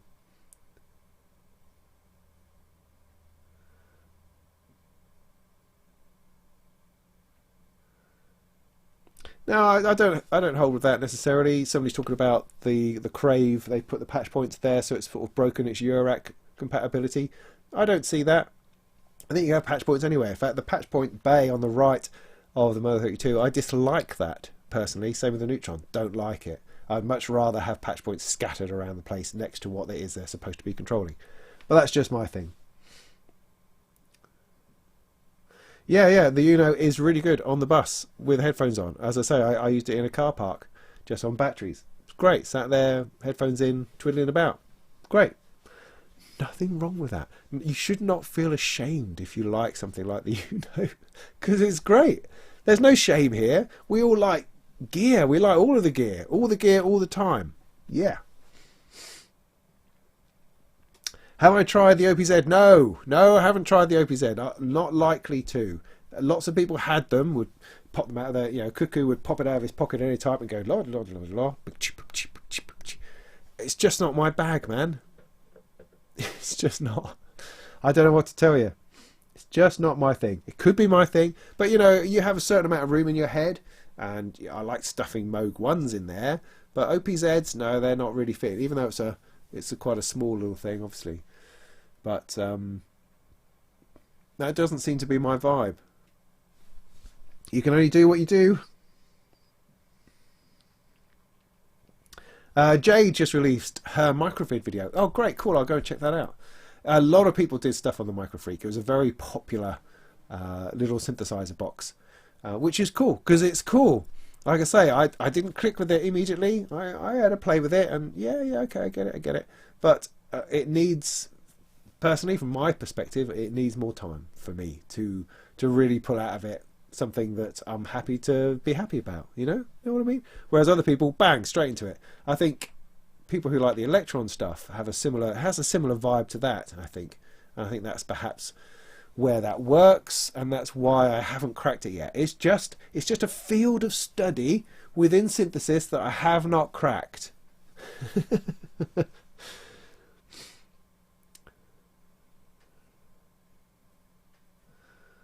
Cool, yeah. As I say, if I miss your question or your comment, it doesn't mean I don't love you. It's just that time is getting on. I need to keep skipping through. Feel free to ask again and ask again, or ask me later as well. So people talking about themselves. Good. Gaz misses flight back. Yes, he did. Yeah, he talked about that. Well, I was there. I was the cause of him missing his flight, because we were there having a beer, talking deeply about synthesis and computers and Charlotte Church and politics and all sorts of things. We were, really into the zone, and because I was going to Norwich, he was going to Bristol. We were down in some back basement somewhere at Schiphol Airport, waiting for our flights, and mine was supposed to be before his. So I knew that I would be going and leaving him to catch his plane. But then mine got delayed. And so the announcement for mine, which I was listening out for, didn't turn up, which means we just sat there. And we completely missed his flight. Completely. We just sat there. It was literally 20 yards from the gate. And apparently they called his name over the tannoy. But of course it wouldn't be Gaz, come to your flight. It would have been Gareth Williams. And it would have been in a Dutch accent or something. So we completely, just stupid. And I knew that I was the adult in the situation. I knew that I had to keep hold of things, because he would just drink and talk excitedly about stuff, which is awesome, because I was having a wonderful time, and I knew that I needed to keep half an ear out for his flight. I just didn't hear it. Didn't hear the call out for him either. Just nuts. And he missed it. Because it got to the time, I was like, so what time was your flight again? He's going, oh yeah, 4 o'clock. And there it is, sort of 20 past 4. Going, oh. Just nuts. Nuts, I say.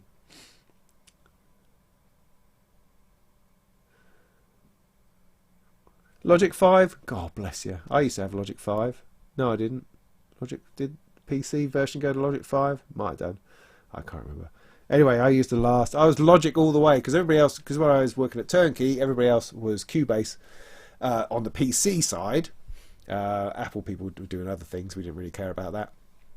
And so I thought, well, I'll get stuck into Logic then. Well, I mean, that was initially a huge mistake, because Logic was impossible to use in its early days. It's like, what is this? So before I can actually record anything at all, I have to build a mixer and route all the signals to each other. It's like flipping heck. So it was like baptism by fire. Not only did I have to understand what a DAW did, I had to build one before you could even get sound in or out. God, crikey, that was hard work. It got better, and then it pissed off and became Apple only, which is a shame, because it was an elegant thing. Thing like the EXS24 was an awesome piece of software that I used an awful lot. Great software synth, great software sampler. Some great sounds in it. Loved it. The effects as well, particularly good. All of that. Yeah, I miss Logic in some ways, and that's 25 years ago.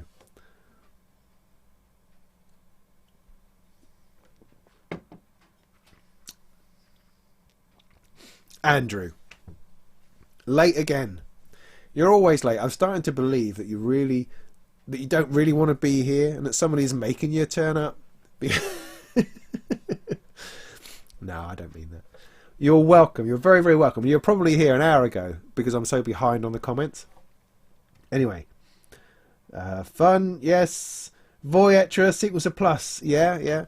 Digital Orchestrator Plus was my Voyetra one, I think. It was the first software that I used, because it included. Well, I'd used a Cakewalk before then, but the first digital one was a Digital Orchestrator Plus, I think it was, which I think was Voyetra.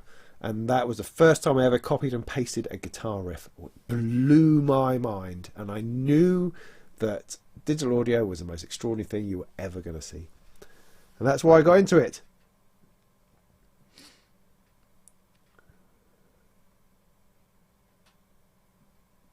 I would love to look at a grandmother. Everyone, I didn't. Again, there was one there, and I didn't take the opportunity to play it. So a lot of other people did, and a lot of people have expressed how awesome the grandmother was. You know, these other synth YouTubers. There's really something about it. The fact that it's analog all the way down to the spring reverb, which few things are. So many other synths are analog, digital effects. This is not. It's fat all the way. And if you listen to Mark Doty talking about it, you'll know that it sounds very much like a Moog modular. It doesn't sound like the Mini Moog. It sounds like a bigger system. And that does make it very interesting. I would love to have one, love to try it out. I don't have one. I'm unlikely to be able to afford one.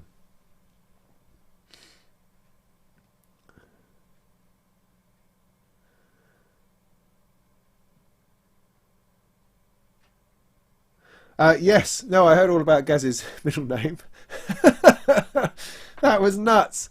In fact, I think that was a conversation I was having with S down in the bar afterwards. That was just mental. Him and his driving license. Yeah, fantastic story. Fantastic. What is that about?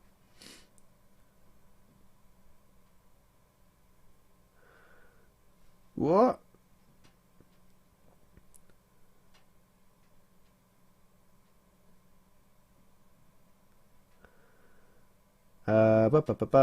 Logic was Atari ST. It was, yeah, back in the day, but it was also other things.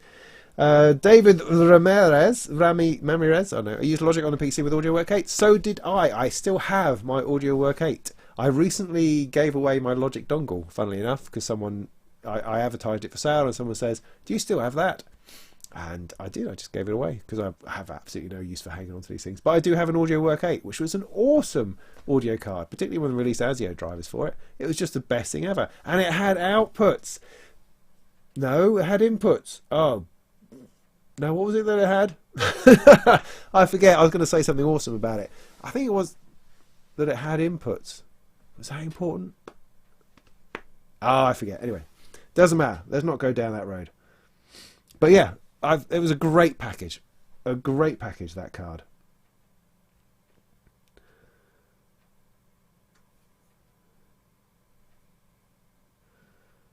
FL Studio, yeah, cool.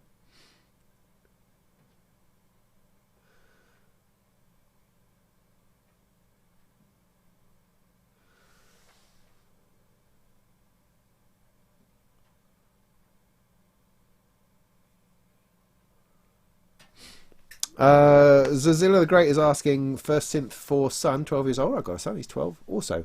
I bought him a little macchiato synthesizer from Zeppelin, which you built yourself, and he did build it in a couple of sessions and then play for it for about 5 minutes. Difficult synths for kids, because I was probably 12, 13 when my dad first got an electronic keyboard. Now, I had been brought up with piano lessons, which I didn't like very much, but I suffered them for a bit. But then when my dad bought an electronic keyboard, that was fantastic because the sounds were amazing. You could do one finger chords and have all this automatic accompaniment going on. I just thought that was the best thing ever. So probably what your son would enjoy, mine too, would be a Yamaha PSR type keyboard that has all the rigmarole going on. And now that cuts me deeply because I don't want that. I want my boy to get into synthesizers and to have a fabulous time and to relish the opportunities that I'm giving him through having this gear. Now, playing on this is a different thing. I don't really want that messed with. I don't want jammy fingers and stickiness, snot all over it, particularly. Synthesizers, on the other hand, hardware synthesizers, are kind of a different thing. I mean, all of my kids, I used to have a monotribe, Korg monotribe. They all enjoy playing with that. They've all enjoyed playing with the bass station when given the opportunity. They all love playing the vocoder on the Micro XL. I don't know why people like vocoders. But anyway, they do and they enjoy that. What I am hoping, because I have ordered an MS-101, I'm buying it myself because that's kind of what I have to do. I think it's worth it because I think it's a cool little synth. I think the sequencer on it is good. I think it has a lot of it. The way that it's laid out is a great way of teaching synthesis and what happens when you move things. And it has a keyboard, all important keyboard. I think if you try to buy a little synth for your kid, it doesn't have a keyboard. They just don't know how to access it. They don't know what to do with that. So you need to have something that they can play Jacker on, and they can play, you know, crappy songs that are going to drive you nuts, but you can give them a pair of headphones and off they go. So I think something like the MS-101 is a perfect little synth for a kid. I mean, the Bass Station 2 is pretty good also. I think that's good, but probably more expensive. Something like the Uno, I don't know, again, it's accessing it. Is it going to be easy enough for them to get into it so that they're not going to go, get bored and put it down? And for that, I think you need to have everything out on the table. But it's impossible to know. You can't know what it is that your kids are going to hook into. There's no way you can do it. I mean, I've left a guitar around their whole lives and they've never ever picked it up. I mean, I would have killed for that access when I was a kid. Access to this when I was a kid. So you just don't know how to do that. I don't know that you can make that happen. Do you know what I mean? But I would recommend something with a keyboard, something that's one knob per function, something with a sequencer or an arpeggiator at the very least. I think that would be interesting. But I think if you want to snag kids completely, it needs to also have a drum machine. So something like an Ovation Circuit I think is great. It's not accessible because there's no keyboard. You don't understand. You understand what a keyboard looks like and they already can grasp that. I think with anything without that, it doesn't really work. So, I mean, my plan is an MS-101 and then an RD-808. That just seems to make sense to me. Those two things together, you could actually make tunes. That's really what they want to do, I think. But, I don't know. That ends up getting expensive really quick, doesn't it? Anyway, that's my idea. I'm going to start the MS-101 and see how we go. So my plan is, when I get the MS-101, so I'll play with it for a bit, I'll use it here for a bit, and then I'll probably try to see if I can get it to stay in the house so it's available for people to play on. I think that would be interesting. How are we doing? God, it's 20 to 10.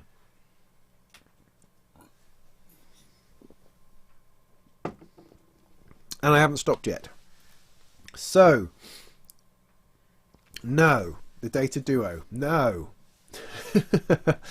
Now, I've now seen one of these and played with one of these. It's too expensive. I just don't get it. I don't get it. The Data Duo is this sort of like the roof of a house. It is, and you've got two panels so that two people can play on a synth at the same time. Genius idea. It's just £200 too expensive. That's all. That's all I've got to say on it, really. I think it's great. You can create noises on one side, noises on the other. Great interaction. Yes. winner at every level, except for the fact it's about 300 quid. So yeah, the Data Duo, yeah, yeah.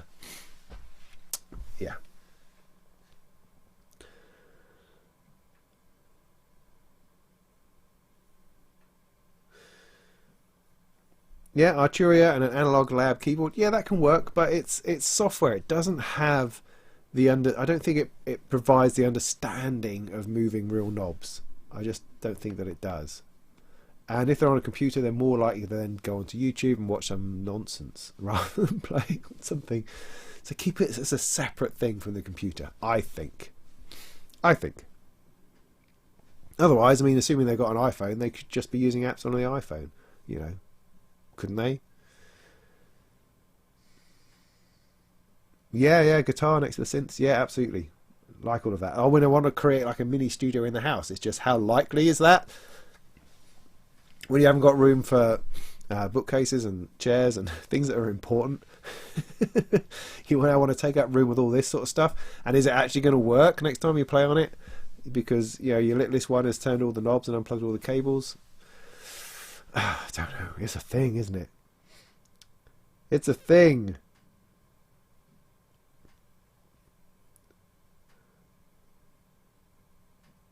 What was my first keyboard? The one my dad bought was a Technics KN 200, I think it was, automatic keyboard. As I say, one finger chords or full finger chords down the bottom end, and you play the tune at the top. It had the most fantastic brass sound, and it wasn't a pop brass sound, because if you turn the chorus on, it was this wonderful pad. It was just the most awesome string pad, even though there was strings, and that never sounded as good as the brass version of that. But it had organ sounds, piano sounds, that kind of thing. It had like a dozen sounds or something. But that brass chorus was brilliant, and you could put a plectrum under one key to hold it down, and program in some chords, and the chords would change with this sort of drone going on, and the chords would change around it, which was brilliant. You have that going, and then you play guitar alongside, or bass line or something. And then after that, my dad also got a DX100. I have no idea why he did that. No idea why. Who talked him into buying that? But it was great. I mean, it was a proper FM synth, and I got into programming it because, well, it was a synthesizer, and you programmed synthesizers. It never occurred to me that it was difficult or tricky to program FM. You just got in there and page after page, and dated up and down the slider, page, and made sounds. Great. I did a whole load of music on that. You'll probably find it on my SoundCloud. SoundCloud? What's that? SoundCloud. If you search deep and hard for my SoundCloud account, you will probably find stuff written on the DX100 and the KN200. There we go. Now, I asked a question. I don't think anybody's answered it yet. Maybe you're not interested. That's fine. You don't have to do anything I ask you to. I'm not the least bit bothered. But I'm also worried that I might have missed all of your replies. So I'm just going to scroll back a little bit, see if that's possible.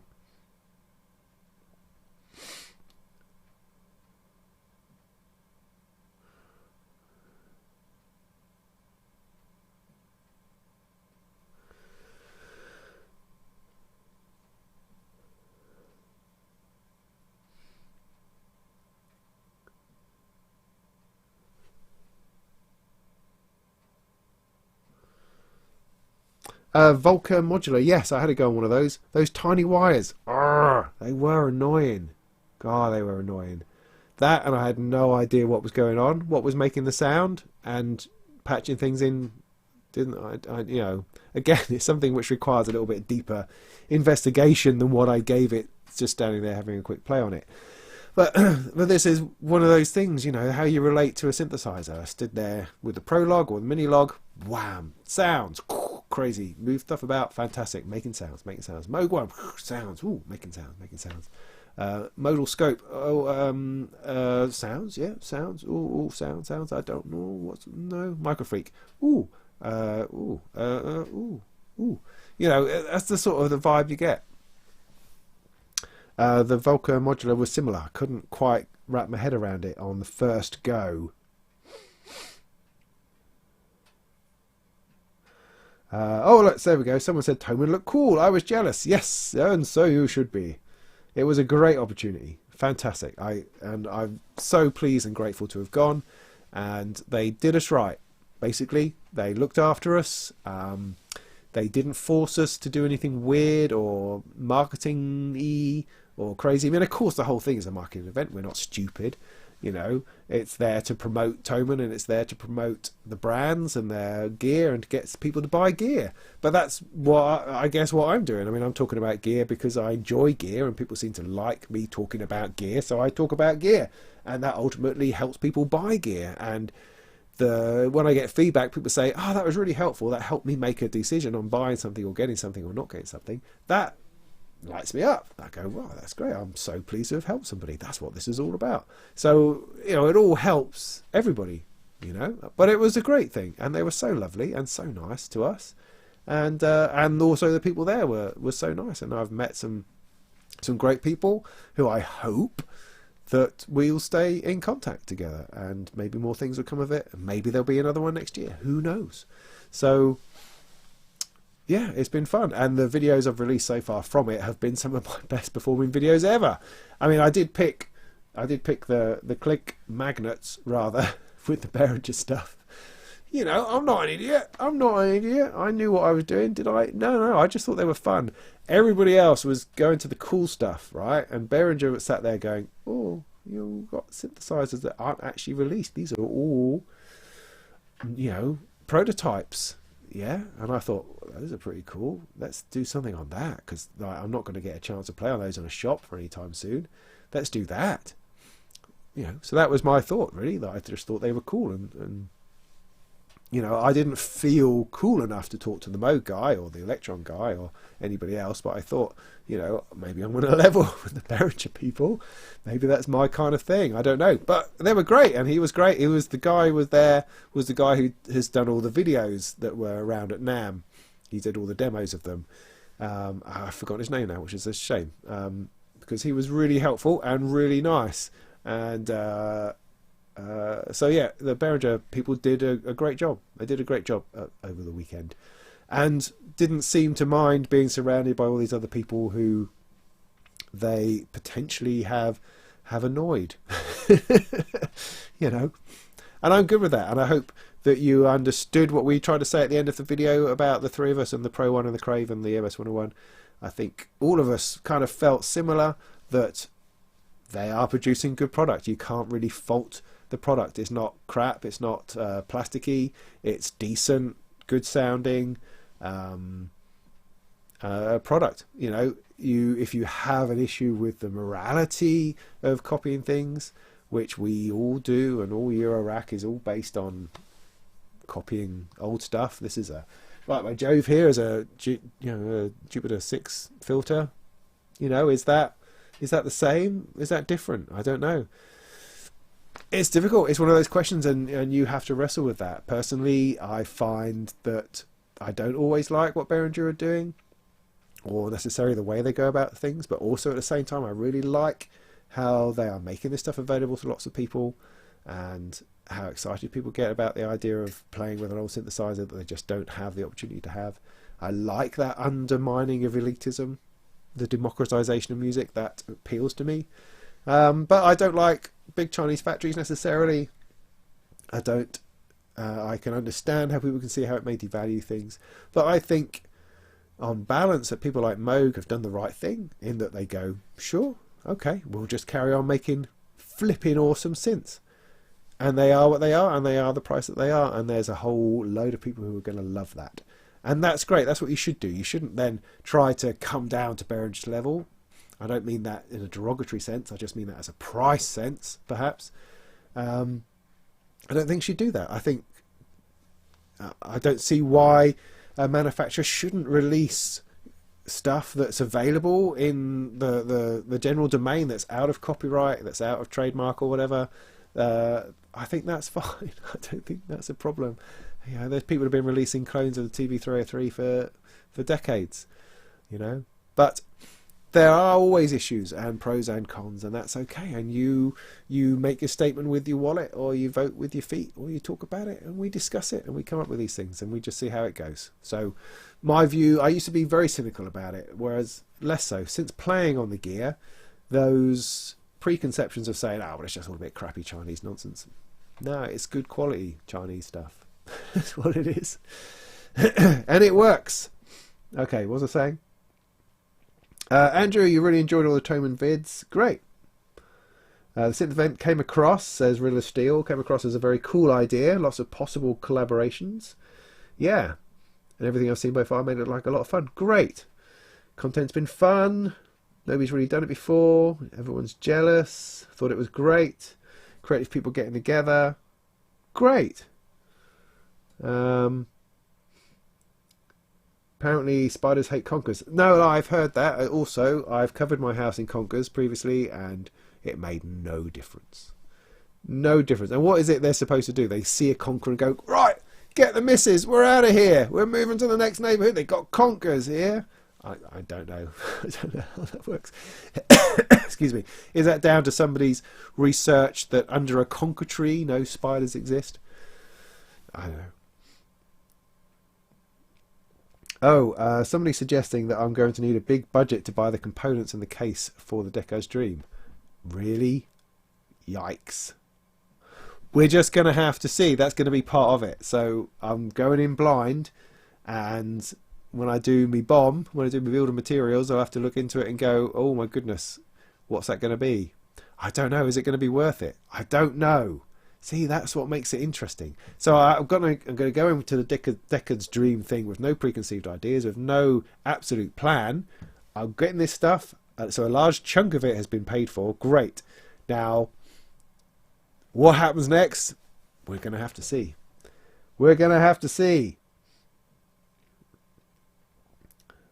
Take the bits out of old TVs. Can you do that? Anyway.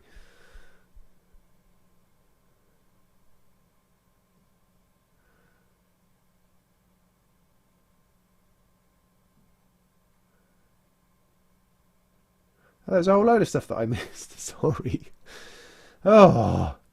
I know I got that far. So, okay, so, yeah, the Toman thing. Great. I'm really, really pleased. I'm heartened that that we got across a sense that we were doing what we wanted to do, you know, and that it was fun, and that people weren't just going, oh, no, flipping YouTubers always get to do all these funny things and get to play on synths. That's not fair. Because I hope that we're generating stuff that people want to see, that is interesting, that it's helpful in you and your purchasing decisions, or in your dreaming about synthesizers because you get to see somebody else play on it. You know, that's interesting. Because, I mean, the whole marketing aspect of it is starting to get interesting. I think we're at a bit of a flip point when you talk about how brands value what YouTubers do. YouTubers, I don't quite know how else to express that. What is the value of that? How, I mean, for instance, Sound on Sound has a circulation of what, 30,000 people? Yeah, actually, I don't have any idea. I might be talking nonsense. But assuming that it does, you know, people buy that magazine and they read it and they pore through it and they look at the adverts, and the adverts have an effect. Now, a company may have paid £1,000 for a full-page ad in there for 1 month, and yet they would very happily expect a YouTuber to do a video on their product for nothing, for free, possibly for the loan of gear, sometimes to be given the gear as some kind of payment, you know, payment in gear. That kind of works, can work for some people, doesn't work for everybody. But the brands are not really seeing the reach of the YouTubers in the same way as they see print advertising. And some of these YouTubers have got 100,000 followers and have views of 20,000, 30,000, 50,000, 100,000 views. That's a lot more eyeballs on their product for a longer period of dedicated time than they would ever get in a magazine. And yet there's an imbalance between the value of that. And that was something that we talked about a lot as YouTubers, our value. And this is something that I find interesting because I'm relatively new at this, not new at making videos, but new at getting to a point where I potentially have influence, I suppose. And also, you know, it's interesting to see how often I get given stuff or lent stuff. This is only on loan, I should stress, because this is the only one. It's the only one in existence. And so this is only on loan. Well, it's the only demo one in existence. This is on loan while I write my review for Sound on Sound. I'm having to give it back because I mean, that's part of that works in all of this, because I work for magazines, because I write for magazines, which is an awesome thing. It's the favourite part of my job. But my attitude towards gear is slightly different to some of these other YouTubers who have just come up as either producers or enthusiasts and are working a business model based on YouTube and based on how that works and how reviews work. Because I'm from a school, a bit old school, I suppose, where you get paid to do the review by a third party. You don't get paid by the manufacturer. You get paid by the magazine, by Sound on Sound. Sound on Sound pay me, I do a review. So it's not the manufacturer that's giving me money. The manufacturer's not giving me gear. So that my review is unbiased from that angle. There's no way that the manufacturer has bought me off, because they're not giving me anything. I'm just getting the opportunity to play on something for a few weeks and then it's gone. And I'm getting paid by a third party. Does that make sense? So that's the way that I approach YouTube. I don't assume to be given a piece of gear. If I get lent a piece of gear, I will tend to do a video on it, and I'm very pleased to have been lent a piece of gear. But that's because of as I say, my work ethic has come from magazines, and that's very different to a lot of other people. So it was very interesting hearing other people's view on the value of a person as a YouTuber and what they bring to the market, and that actually brands should be seeing us more as a vehicle for advertising. It's easy to get muddled up here as to what that means, because nobody wants to do a promotional video unless it's stated as a promotional video. This is a promotional video for this product. I'm going to demonstrate the sounds. When actually, if we want to do a review, we want to talk about the good things and the bad things, and that has a different vibe to it. And I think that's what gives YouTube its interest, its edge. It's why people like it, because you're getting an honest appraisal of something rather than a marketing video. Because you don't want a marketing video, you want someone expressing an opinion about something whose opinion you trust. Yeah? And as soon as you see that as being something which is bought, that colours the way you feel about it. And so this is something that we discussed a lot, the pros and cons, and trying to get across how we get that across, how the perception is, and how can you actually make a living from doing this, because it takes up an enormous amount of time and effort that we put into doing these things. And so, we can't just do it for free forever. And what does that mean, and how does that affect things? It's fascinating. It's a real fascinating discussion, which is, I don't think we've got to the bottom of necessarily, but just to say that people do things differently. But every one of the YouTubers is fiercely defensive of their individuality and their biases, or their lack of biases, and their honesty that they want to project through their YouTube channel. And they don't want anything to upset that, because that is vitally important, that people understand that you are being honest and doing your best to reflect something, while at the same time trying to put food on the table for your children. It's a conundrum in some ways, but it's interesting. Why did I go down this road? I have no idea, except to say I like the fact that people who expressed a preference enjoyed the Toman event, because that's great. That fills me with hope that people see through the bullshit and they weren't automatically go, it's just a corporate event, sod it. But you could see that we were actually there doing our own thing and given an opportunity, and wanted to bring that opportunity onto YouTube so that other people could enjoy it. There you go. It's 10 o'clock. Wow.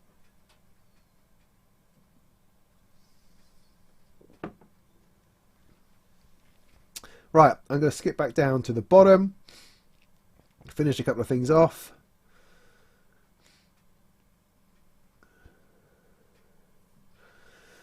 Spiders and flies.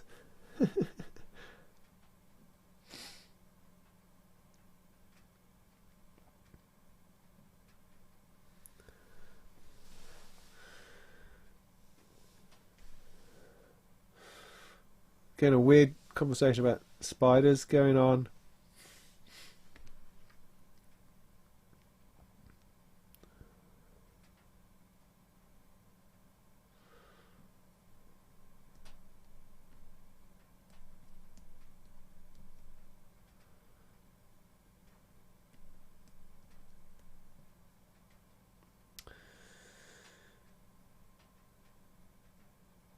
Brexit. No, I don't want to talk about that. Another time. Great behind the scenes. Logistical problems. What? Hey, Nebs, how you doing? Good to see you. Right. Good.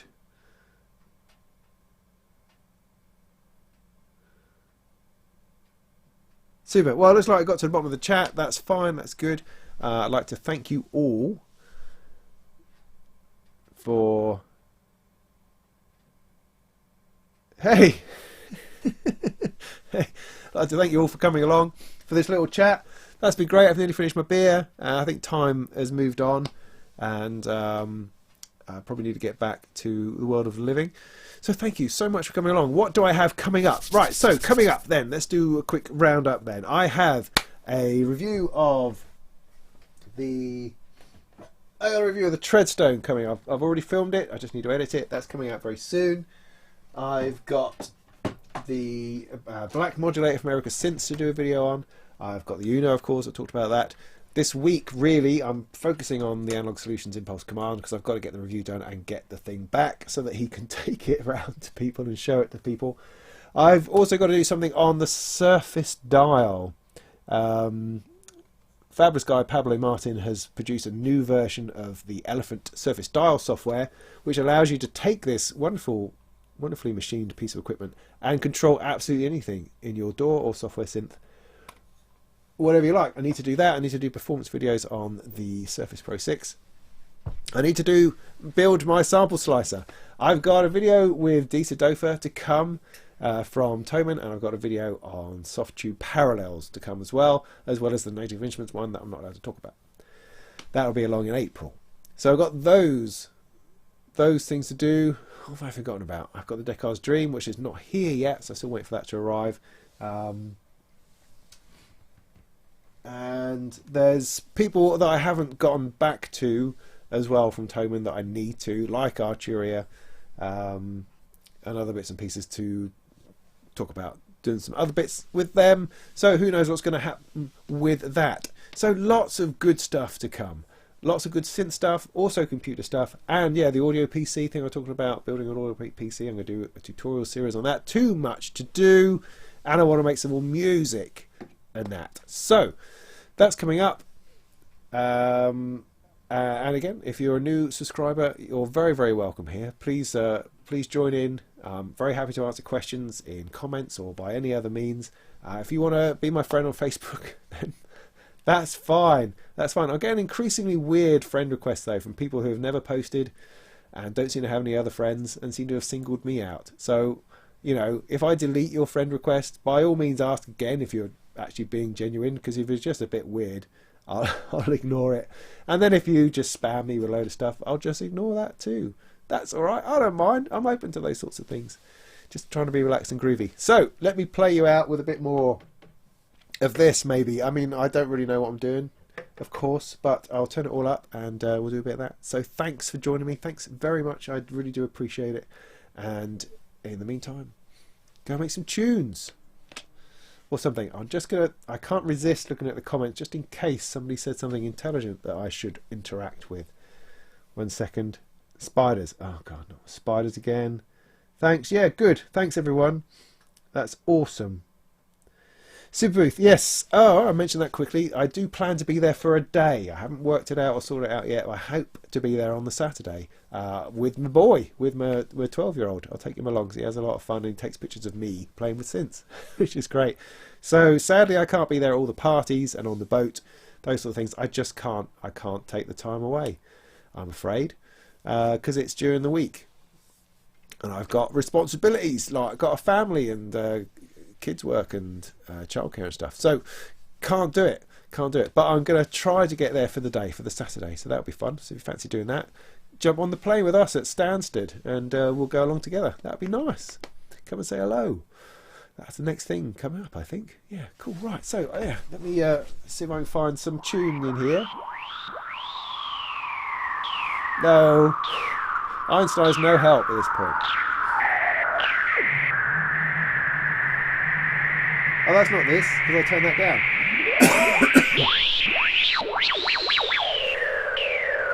What was that?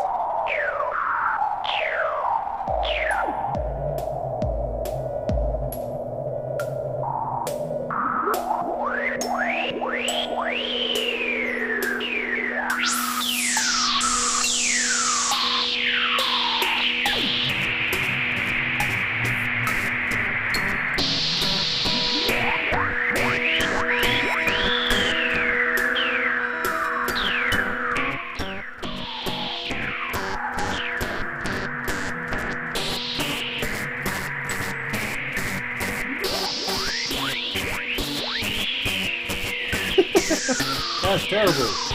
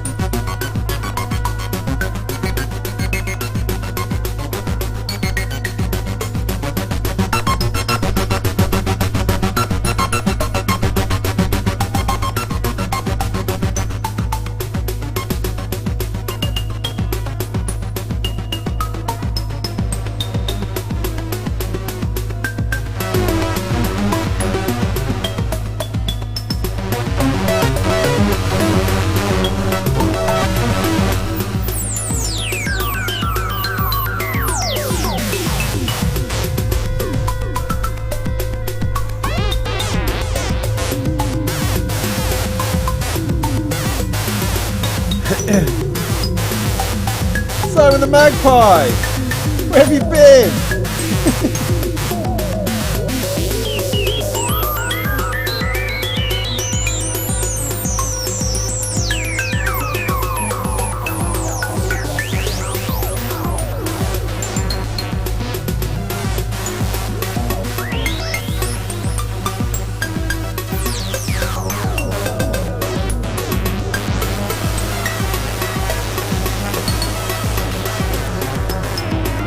I realise all the knobs of this are not pressed down properly.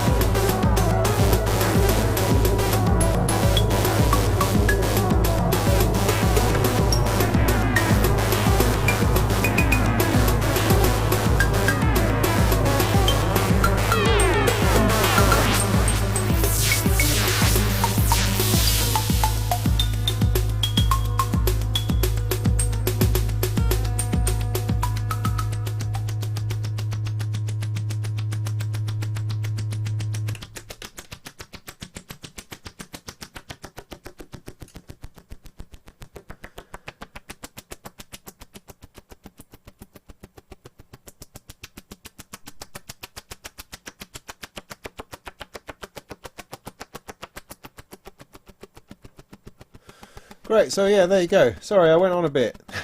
A bit longer than I planned. But hey, here's what happens.